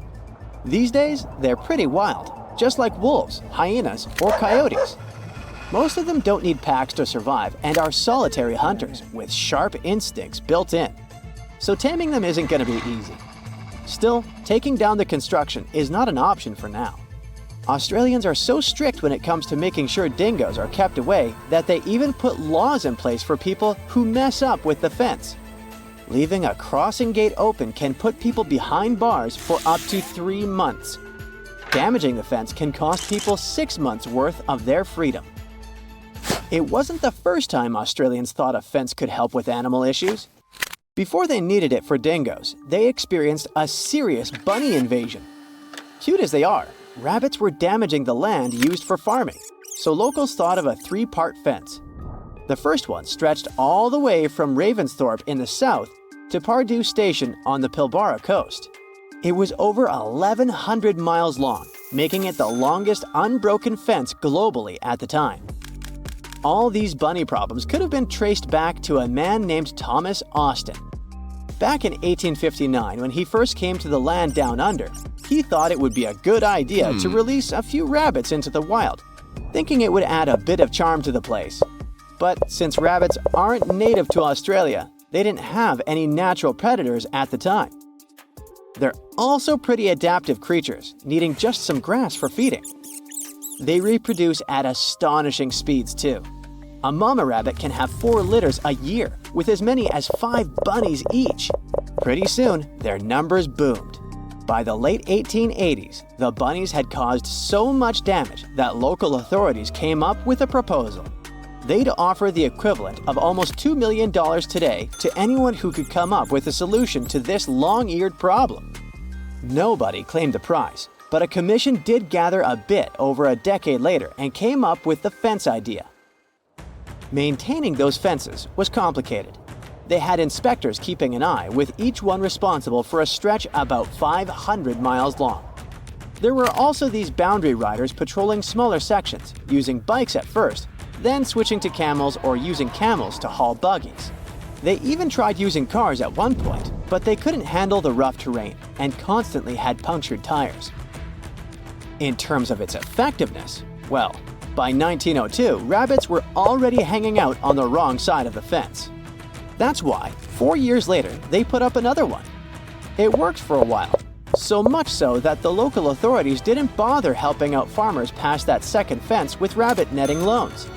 Those caught between the two fences, however, still had a rough time dealing with rabbit trouble. Soon enough, rabbits spread even over fence number 2, and it was clear the solution didn't work. In some areas, even while the fences were being built, those sneaky bunnies found their way past them. To this day, the rabbit population still sometimes puts the Australian officials through rough times. The dingo fence may be the longest one, but it's not the weirdest. The aquarium fence in Turkey might take that prize. This 164-foot aquarium fence was built to make sure the expensive villa's ocean view would be visible from every one of its levels. These days, it gathers a lot of tourists from all over the world, eager to see the variety of fish it contains, and even the octopuses. Putting up a see-through structure wasn't hard. The real challenge was connecting the aqua fence to the Aegean Sea through a buried pipeline stretching across 13,000 feet of land. This ensures water constantly flows, keeping the aquarium clean and the fish happy. To make sure no one damages the delicate fence or steals any of the fish or two, the owner also invested in security. He installed a network of 17 cameras equipped with facial recognition. Visitors are free to look and take pictures, but step too close and you're likely to trigger alarms. Another one of those weird fences is New Zealand's bra fence. If you ever find yourself through central Otago, you might stumble upon a fence adorned with bras of all kinds of shapes, sizes, and patterns. Its story takes us back to 1999, when people in the area found 4 bras mysteriously hanging on the fence near Cardrona Valley Road.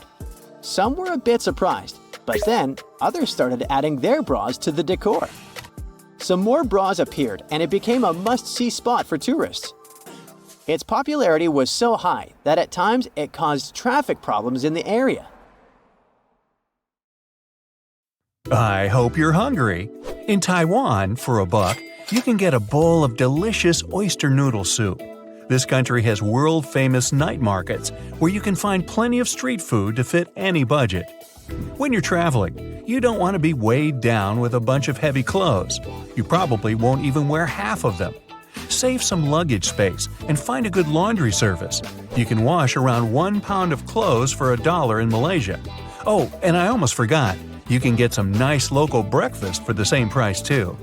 If you find yourself in the Caribbean and you want to buy some pirate corn on the cob, it's a buccaneer. Hey, that joke cost me $1. Do you think it's possible to buy 10 eggs for the price of $1? You can in Malaysia. Wonder why they sell eggs in groups of 10. Which $1 option would you choose in Vietnam? 2 nice cups of local coffee, 5 local newspapers, 1 year of insurance for your motorbike, a good hair wash, or 4 delicious rolls. And now we're talking. If you're in Indonesia on a budget, you can always get a full meal of chicken porridge, meatballs, and chicken noodles. And if you need some help back to your hotel, a motorbike taxi will cost you around $1 as long as it's a short enough ride. In Bangkok, Thailand, there's a long-tail boat that takes you from one side of a wide river to the other. And for $1, you can ride on it a whole 6 times, back and forth, back and forth. Are your feet swollen from the flight? Give yourself a 30-minute foot massage in the Philippines, something you can actually get for $1 over there. Hello there, Sri Lanka. While there, you can buy a 5-hour bus or train ride across the island for about $1. If you don't feel like traveling all over, search for some local places to try their traditional coconut pancakes for the same price. Meanwhile, in Armenia, you can choose between a huge pack of flour, a big sack of potatoes, or 3 loaves of bread. What would you even do with all that stuff? Hey, how about turkey? Not the Thanksgiving one. Only got a few coins in your pocket? There's a nice cup of Turkish tea waiting for you. It's actually the most popular hot drink in the country. Or if you want to eat something delicious, you can have a piece of the sweet pastry baklava. Okay, $1 won't get you the biggest piece ever, but it's still worth it. A hot dog for $1? That's not a trap. It's the real price you can actually find on the streets of Macedonia. Meanwhile, in Croatia, you can get a ticket for public transportation, local newspapers, or a scoop of excellent ice cream. Oh yeah, and a cup of cappuccino at a local coffee shop too. Speaking of a good coffee, yes, Italy. Need a slap-in-the-face espresso after your all-night party session? No problem. You'll have to search around a bit for some less touristy places to get it for $1, but it's doable. If you're in Rome, looking for something to see, you'll definitely want to snap a couple of pics at the Colosseum. It's actually free, but there are local actors dressed up in gladiator uniforms, and it's customary to tip them at least $1. Not your thing? Pick up 2 bottles of water for the same price. But wait, we're still not done with Italy. Why not go completely wild and spend another $1, this time to buy a house? Yeah, you heard me right. Okay, to be precise, these houses cost €1, so that's going to be around $1.20. But still, you could try to bargain with them. And no, it's not that real estate in Italy that's insanely priced. There's a story behind it. Italy's trying to attract new residents back to their tiny towns to increase the population. People have been moving out of these areas, headed for the cities to look for work. These towns just want to bring some life back onto their streets. Moving to the UK now. You can definitely find something for $1. The question is, how do you handle it? How about a $1 pickled egg? Yup, an egg boiled and then pickled in vinegar. It's a classic over there, usually served as a side dish for fish. When you're in London, you can visit most museums for $1. Okay, you got me. Museums there are mostly free. So, a whole bunch of pickled eggs, anyone? Now, you can't visit France without tasting an authentic baguette. But the fact that you can get it for $1 makes it even better. Baguette is the French word for stick, and it's one of the most famous French products. There was a law passed in 1920 that banned bakers from starting work before 4 a.m. or from working past 10 p.m. The bakers had to come up with a fast baking bread to feed to everyone, and ta-da, that's when the baguette showed up. Iceland is a beautiful country, but also one of the most expensive in the world. There aren't many things you can buy for $1 in Iceland, but milk is the exception. How about a good old bag of chips? This afternoon snack cost about $1 in Ireland. Smoky bacon flavor for me. In Luxembourg, you can get a 1.5-liter bottle of water for this amount. Yeah, not a lot going on over there, but still an interesting country. It's the only Grand Duchy in the world, whatever that means. There's not a lot you can get for $1 in Belgium either, but okay, chewing gum might come in handy. In Finland, you can get access to a public toilet. But if you ask nicely, the coffee shop down the road might help you save $1 on that. Poland has a traditional dessert that looks like a donut, and 2 pieces cost $1. The dough is rich, fluffy, filled with jam, and covered in powdered sugar. Traditionally, they eat it on Fat Thursday. In the States, people went crazy over it too, but we eat it on Fat Tuesday. Tuesday, Thursday, potato, potato. I'm up for a couple of these any day of the week. If you're visiting Switzerland, you're going to need a bit more than $1. But, okay, you can go to a deli and taste a really tiny piece of Swiss cheese, just to see what you've been missing. They might not even charge you. Another thing you can get for $1 is, maybe one apple. Maybe. Pincho. It's a traditional Spanish snack, usually just bread with toppings like vegetables, pickles, or meat. They sell it everywhere, but the good local places that sell it for $1 are usually hidden in the non-touristy areas. All that for just $1? Not bad. In Germany, find a pretzel, eat it. No, it's not that kind of pretzel. It's a freshly baked bready thing that's all kinds of delicious. Or you can buy 400 cotton swabs if you're not hungry. It's a nice sunny day in Sweden. You're taking a walk, enjoying your day, and you're in the mood for something refreshing. For $1, of course. Ooh, an ice cream popsicle. Okay, you totally got me. I'm in. Going to Brazil? Great.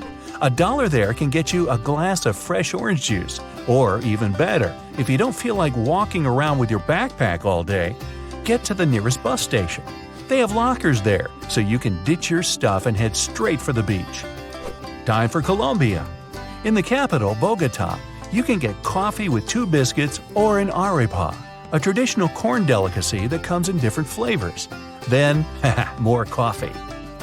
If you're wandering around New York City, you might just be able to find a tasty slice of pizza for that price. It just might take a while. Are your car or bike tires flat? Well, you know the price for using the air pump. Need some string, some buttons, a few balloons, or something equally random? Head to the 99-cent store. And in Canada, you can buy lettuce. In Costa Rica, you can get a whole watermelon, papaya, or pineapple. And in Tanzania, a nice potato omelet.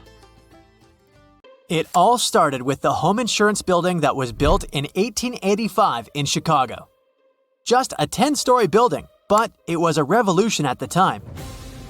And that was the beginning of the era of skyscrapers. It was constructed using a revolutionary method.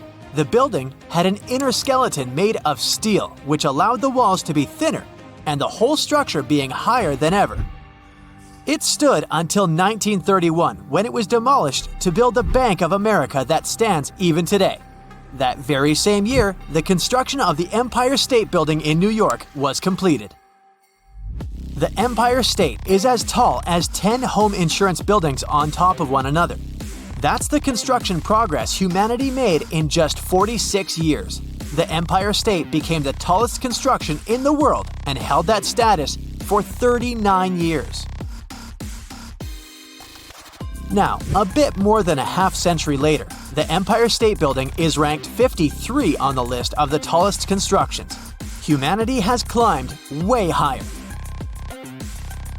The tallest building in the world today is Burj Khalifa, located in Dubai in the United Arab Emirates.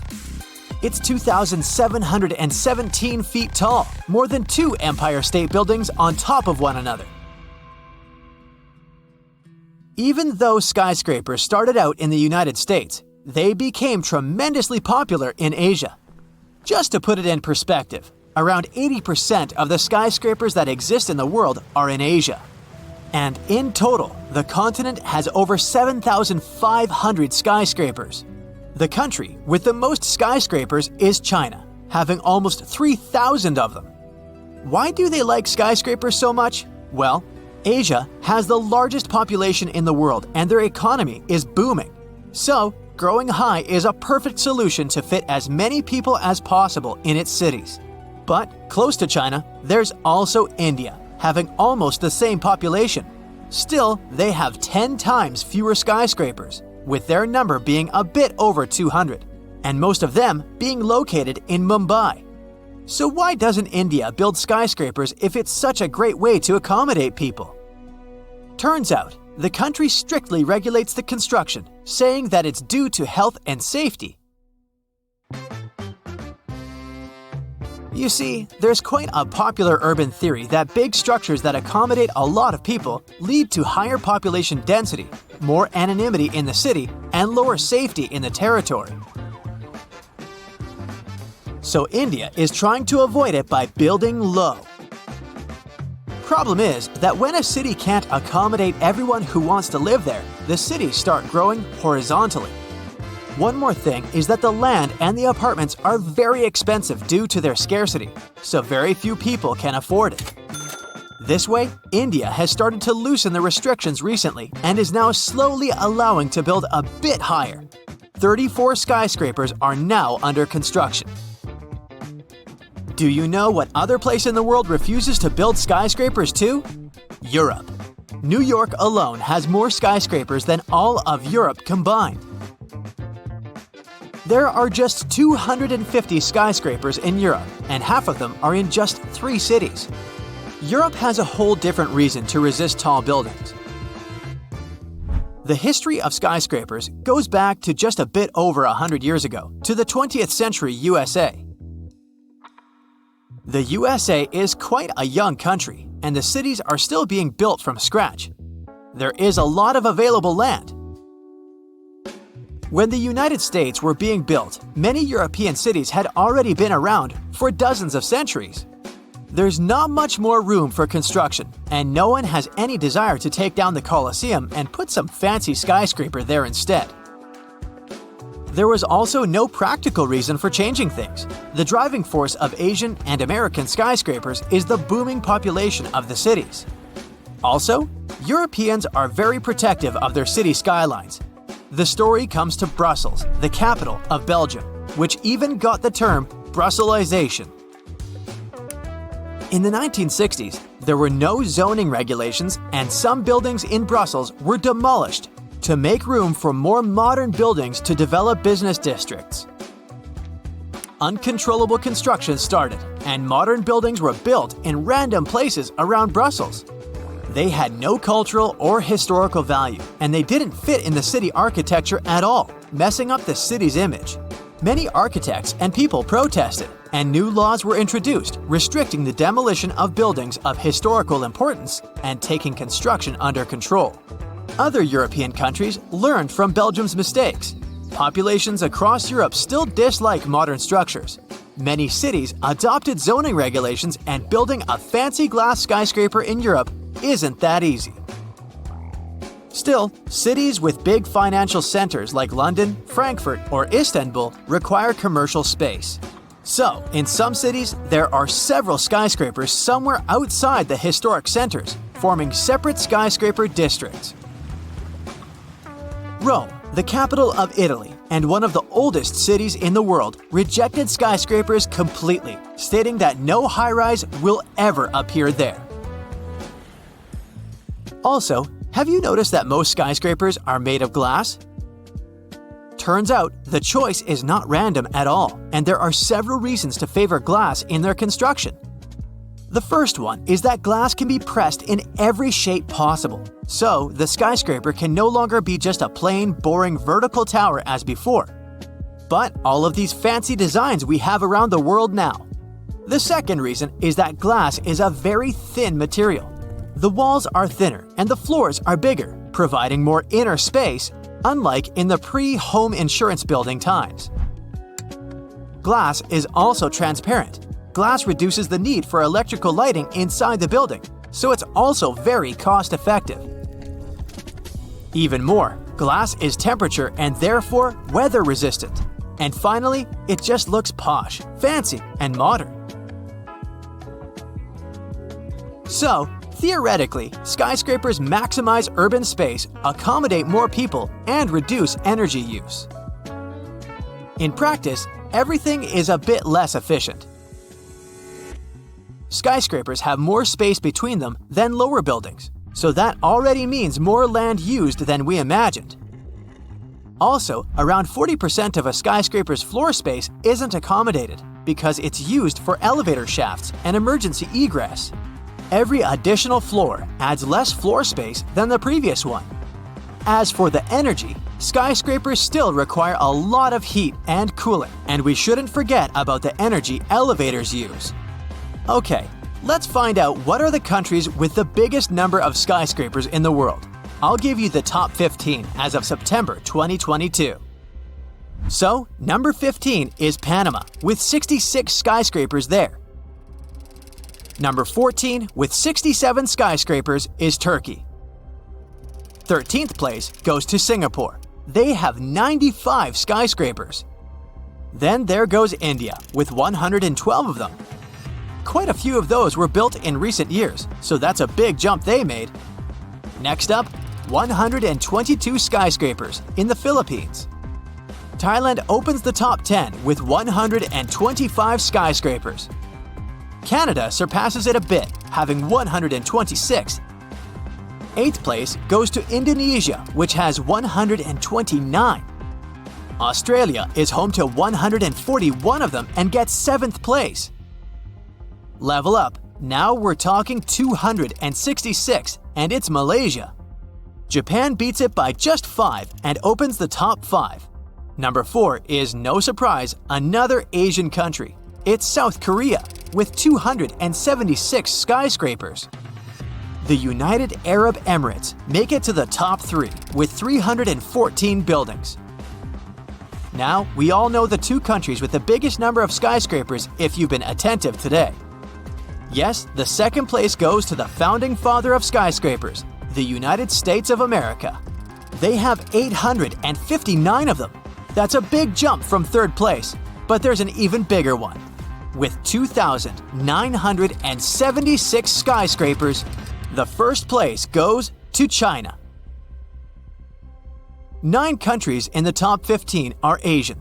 3 countries are from the Americas, 1 in the Middle East, 1 in Europe, and 1 in Australia. Most of Europe's skyscrapers are concentrated in 5 cities. Those are London, Frankfurt, Paris, Moscow, and Istanbul. But even combined, all these places have fewer skyscrapers than New York City alone. For a building to be considered a modern skyscraper, it has to be about 490 feet high, which means it should have at least 40 to 50 stories. A story is simply one floor of a building with an average of 14 feet from floor to ceiling. If you had visited the U.S. just before the 1870s, you'd have found only one skyscraper. The home insurance business in Chicago was the world's first high-rise building with 10 floors. Wow! In Europe, the first skyscrapers appeared in Moscow. They were called the Seven Sisters, but they were built only in the mid-1900s. North America started to construct more and more high-rise buildings. It happened because cities were getting too populated. Every piece of land was too valuable. New York's skyline is so famous you'd probably recognize it even if you've never been to this city before. It's the same for Paris. But could you imagine the Eiffel Tower surrounded or even blocked by skyscrapers? It would surely lose some of its magic. La Défense district is where you'll find skyscrapers in Paris. This way, they don't interfere with the romantic and touristic scenery of the city. In London, things are done a bit differently. Some of its skyscrapers have unusual shapes. One of such constructions is the Gherkin. If you get stuck in this building, you'd really be in a pickle. Another interestingly shaped skyscraper is the Shard. There's one more nicknamed the Cheese Grater. These are not their official names, of course, but they do make sense if you look at the shape of these buildings. But it's not some random architectural concept. The reason the skyscrapers are shaped like this is not to obscure St. Paul's Cathedral. By the way, the top of this monumental construction is visible even from King Henry VIII's mound, and that's a great distance away. Anyway, there are also other sites, like the Tower of London and the Palace of Westminster. They have their own viewpoints. So, not to ruin London's skyline, it's not allowed to build anything that would block these monuments. Most European cities already existed when the US started to build its first skyscrapers. That's why they didn't have much space to fit in giant buildings. Evenly zoned cities were the result of their steady growth throughout the years. For example, in Lisbon, there's a viewpoint in Eduardo VII Park. From that point, you can see all the park and the river. If suddenly there was a bunch of 490-foot-tall buildings standing around, this gorgeous view would be totally ruined. You wouldn't see the iconic avenue, and forget the river. Instead, there are buildings. Like Lisbon, many other cities in Europe don't want skyscrapers to spoil their cultural heritage. Take Germany. Most of their skyscrapers are in Frankfurt. In other cities, they'd rather protect and restore the buildings that are already standing. And even if, let's say, Berlin wanted to home some skyscrapers, it wouldn't be able to do it in any case. Its soil just wouldn't allow it. Put a skyscraper there and it'll sink. Constructing a foundation for a very tall building in Berlin would mean investing a lot of money. The soil's too sandy and soft. But what if you ignored all the cultural heritage and still decided to fill a European city like Prague with skyscrapers? First, you'd have to demolish a lot of what already exists there. This would lead to an angry crowd of people complaining that the city they know and love is gone. Brussels has experienced this to a certain extent. There's even a term for this phenomenon: Brusselization. Simply put, it means not caring where you place new high-rise buildings. Here is fine. Oh, sprout one over there too. Hey, we could call them Brussels sprouts. Or not. But in most cases, city authorities don't want new constructions to change the historical appearance of the place. Some large European cities might even follow France's example and choose a separate district, a place just for skyscrapers. The Burj Khalifa, which is more than 2,700 feet high, is the tallest building in the world. It wasn't an easy feat to construct it. The skyscraper took 6 years to build, and folks say it was worth the effort. The construction is so tall, you can see it from 60 miles away on a clear day. The tallest building in Europe is only half that size. The Lotte Center in St. Petersburg is a bit more than 1,500 feet tall. Well, the question is, if skyscrapers are so tall, why don't they get knocked over by wind? Their structure, from the very foundation to the highest point of the building, is the answer. Take the Burj Khalifa, please. The soil where the skyscraper is built isn't ideal. So, beneath the 110,000-ton concrete foundation of this massive construction, there are 192 piles driven to a depth of more than 160 feet. Thanks to the friction between the concrete and soil, these piles don't move at all, creating a solid foundation. But most skyscrapers are built on bedrock because it barely shifts. Their frames are made of steel. If you looked at a skyscraper without its external structure, all you'd see would be a bunch of steel beams. The taller the building, the more the winds affect it. Taming them is one of the biggest challenges skyscrapers have to tackle. Imagine you're on one of the top floors of a skyscraper. Suddenly, a strong gust of wind hits the building. The entire construction starts wobbling, and you can feel it even inside. You might even get knocked over if you don't grab onto something. To avoid such a situation, most skyscrapers have a pendulum-like structure inside. It absorbs some of the wind's force. This thing is called a tuned mass damper. The mechanism acts as a counterweight. When the skyscraper gets hit by the wind, it's the tuned mass damper that moves instead of the building. Some high-rise constructions don't need this pendulum. The Shard, for example, deals with the wind with the help of its tapered shape, and Shanghai Tower uses its 120-degree twist. Both skyscrapers have incredibly smart structures. That's why they don't get too wobbly when the wind hits them. The Shard doesn't have a tuned mass damper whatsoever, and the one in Shanghai Tower only serves as a tourist attraction. Before a building's design is finalized, it normally undergoes a wind tunnel test. A model city is built and tested with this new super tall addition. When the experts turn the wind on, it simulates real-life conditions. Let's say the model skyscraper breaks under the wind's pressure during the test. Then the chances are it's going to tumble over in real life too. Winds up there can be so strong that things like wind turbines have become a thing. The Bahrain World Center has 3 of them right in the middle of the building. But there are some others. Strata SE1, for example, has wind turbines at the top. There's a phenomenon called the downdraft effect. It's accelerated winds near the skyscraper. When a powerful gust of wind hits a high-rise building, it gets pushed upward around the sides of the construction and down toward the street. That's why if you're passing by a particularly tall building on a windy day, you might have to force your way around. But let's say several square-cornered skyscrapers are built next to each other. Then they're likely to channel the wind through the streets. This can create many hurricanes on especially windy days. A study once examined 100 tallest buildings that were about to be dismantled by their owners. It turned out most of them had an average lifespan of a mere 42 years, but some of them can last much longer. For example, the Temple Court building is still standing to this day. At 150 feet, it's a bit smaller than others, but it's already seen 100 winters throughout its life. Now, the first thing that comes to mind when you think of getting rid of a building is dust, debris, and deafening noise. But things aren't quite as dramatic as that for most skyscrapers. When you want it gone, you take it apart, bit by bit. This process starts from the top and goes all the way down to the bottom. Voila! The building is slowly disappearing in front of your eyes. Abracadabra. For every 1.8 degrees Fahrenheit increase in a country's average temperature, the GDP per capita drops by at least 1.1%. To put it simply, with every step you take from the North Pole to the equator, not only do you get hotter, but you also get poorer. Even though life in freezing cold countries can seem miserable, 74.2% of the world's billionaires are concentrated in the global north. And there are at least 4 theories explaining that. The simplest theory is tied to biology. Cold weather is believed to keep germs away, leading to better health and productivity. Sounds good, but I'll challenge that later. Next, there's the sloth theory from ancient Greece, and it's more about climate in general. Greeks believed their ideal weather made them wealthier, while hotter regions were seen as less creative. The third idea is based on economic and anthropological studies.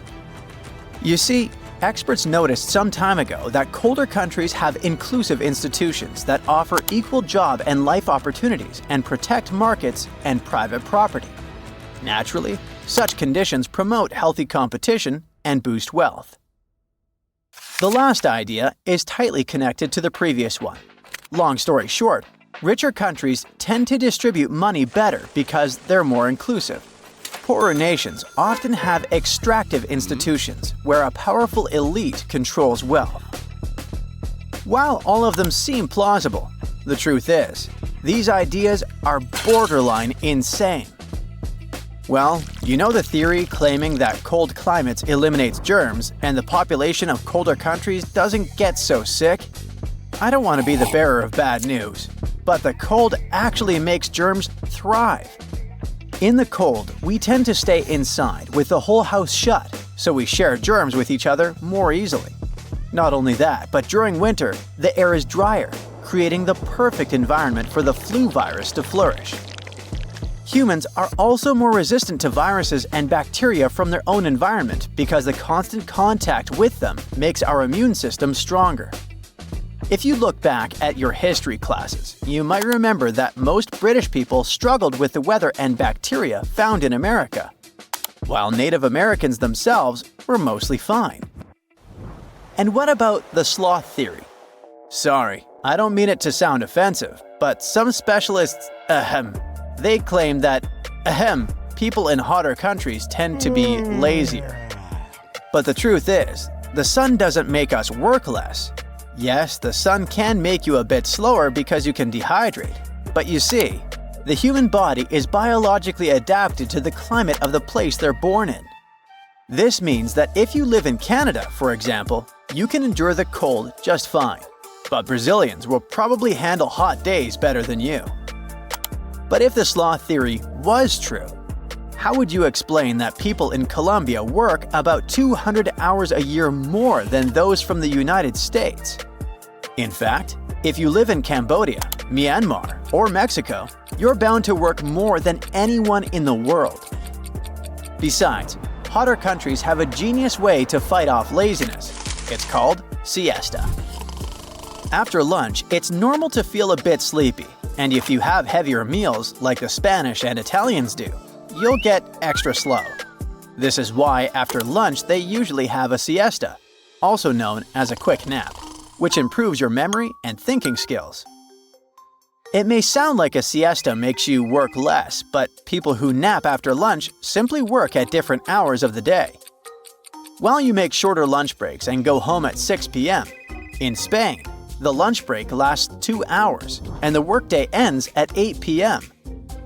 They work when it's not so hot outside, and even get to take a power nap. The past is also crowded with people who lived rich lives despite the scorching sun. The ancient Egypt civilization may have existed thousands of years ago, but they were one of the richest civilizations ever, even though they lived in a place that was super hot and super dry. We also have the Aztecs, who lived in Mexico back when Mexico didn't exist yet. This region is not so famous for its cold weather, I can tell you that. But the Aztec civilization still managed to have a capital that was bigger than London, Paris, and Madrid of the time. On top of that, many of the inventions we have today that make a lot of people rich were created thanks to math and science. Two things born in hot places, like Mesopotamia and India. Now, to make all those economic and anthropological studies sound simpler, let's start with the most obvious part. It's true that hotter countries usually make money out of their natural resources. They don't have such strong industries, and the money is concentrated in the hands of the elite. All of this reduces the GDP, that thing that estimates whether a country is wealthy or not. Remember we said richer countries have inclusive institutions? These institutions are basically laws that make sure people have equal job and life opportunities, including nice houses and a good salary. Poor countries are not very good at this inclusive institution thing, but it's not by choice. This is actually a consequence of the age of exploration. In case you were sleeping during your history classes, let me remind you, the age of exploration is that time between the 15th and 17th centuries, when many kingdoms in Europe were exploring the seas and setting up colonies all over the world. I know it feels like this was a long time ago, but many countries that were colonies back then only became independent during the 20th and 21st century. This is why many poor countries don't have solid industries and markets, because their institutions and laws date back to when they were still colonies, and their years as colonies depleted resources and didn't provide a good infrastructure. Besides, saying that private property reduces the income and inequality gap is kind of absurd. It's true that developing countries like Brazil and South Africa are highly unequal, but in the US, for example, 1% of the richest people in the country make 139 times more money than the poorest part of the population. And there were more than 700,000 homeless people in 2024. Besides, 1% of the world's population is wealthier than the rest of humankind put together. If inclusive institutions were really that powerful in richer countries, then there wouldn't be more than 1 billion people living in acute poverty all over the world. There's no point in saying that private property makes everyone's lives better if people can't even afford to have a house in the first place. And using the GDP to calculate the wealth of a country is not exactly the best way to understand poverty, because the GDP only considers how much money the industry itself makes. It ignores, for example, the question of whether people who work in those industries have good jobs, if they are well paid and have a good life. The GDP also ignores inequality, which means it ignores those inclusive institutions we mentioned before. In the United States, there are about 835 billionaires, but 11% of the American population is still very poor. So, my hot take here is that inclusive institutions are not that inclusive, and that money is not that well distributed in the first place. Different cultures also have different concepts of what it means to be wealthy. In London, for example, being able to afford food, clothes, and shelter does not make you rich. To them, you're simply surviving. If you want to be truly wealthy in London, you might have to hire a housekeeper, buy a horse, and have a personal Pilates instructor. But to the Awa or the Yanomami tribes, money doesn't even exist. They produce only the necessary, and if they have a surplus, they will trade with other tribes. I guess the fact that poor countries are all located closer to the equator line is not just a simple historical coincidence.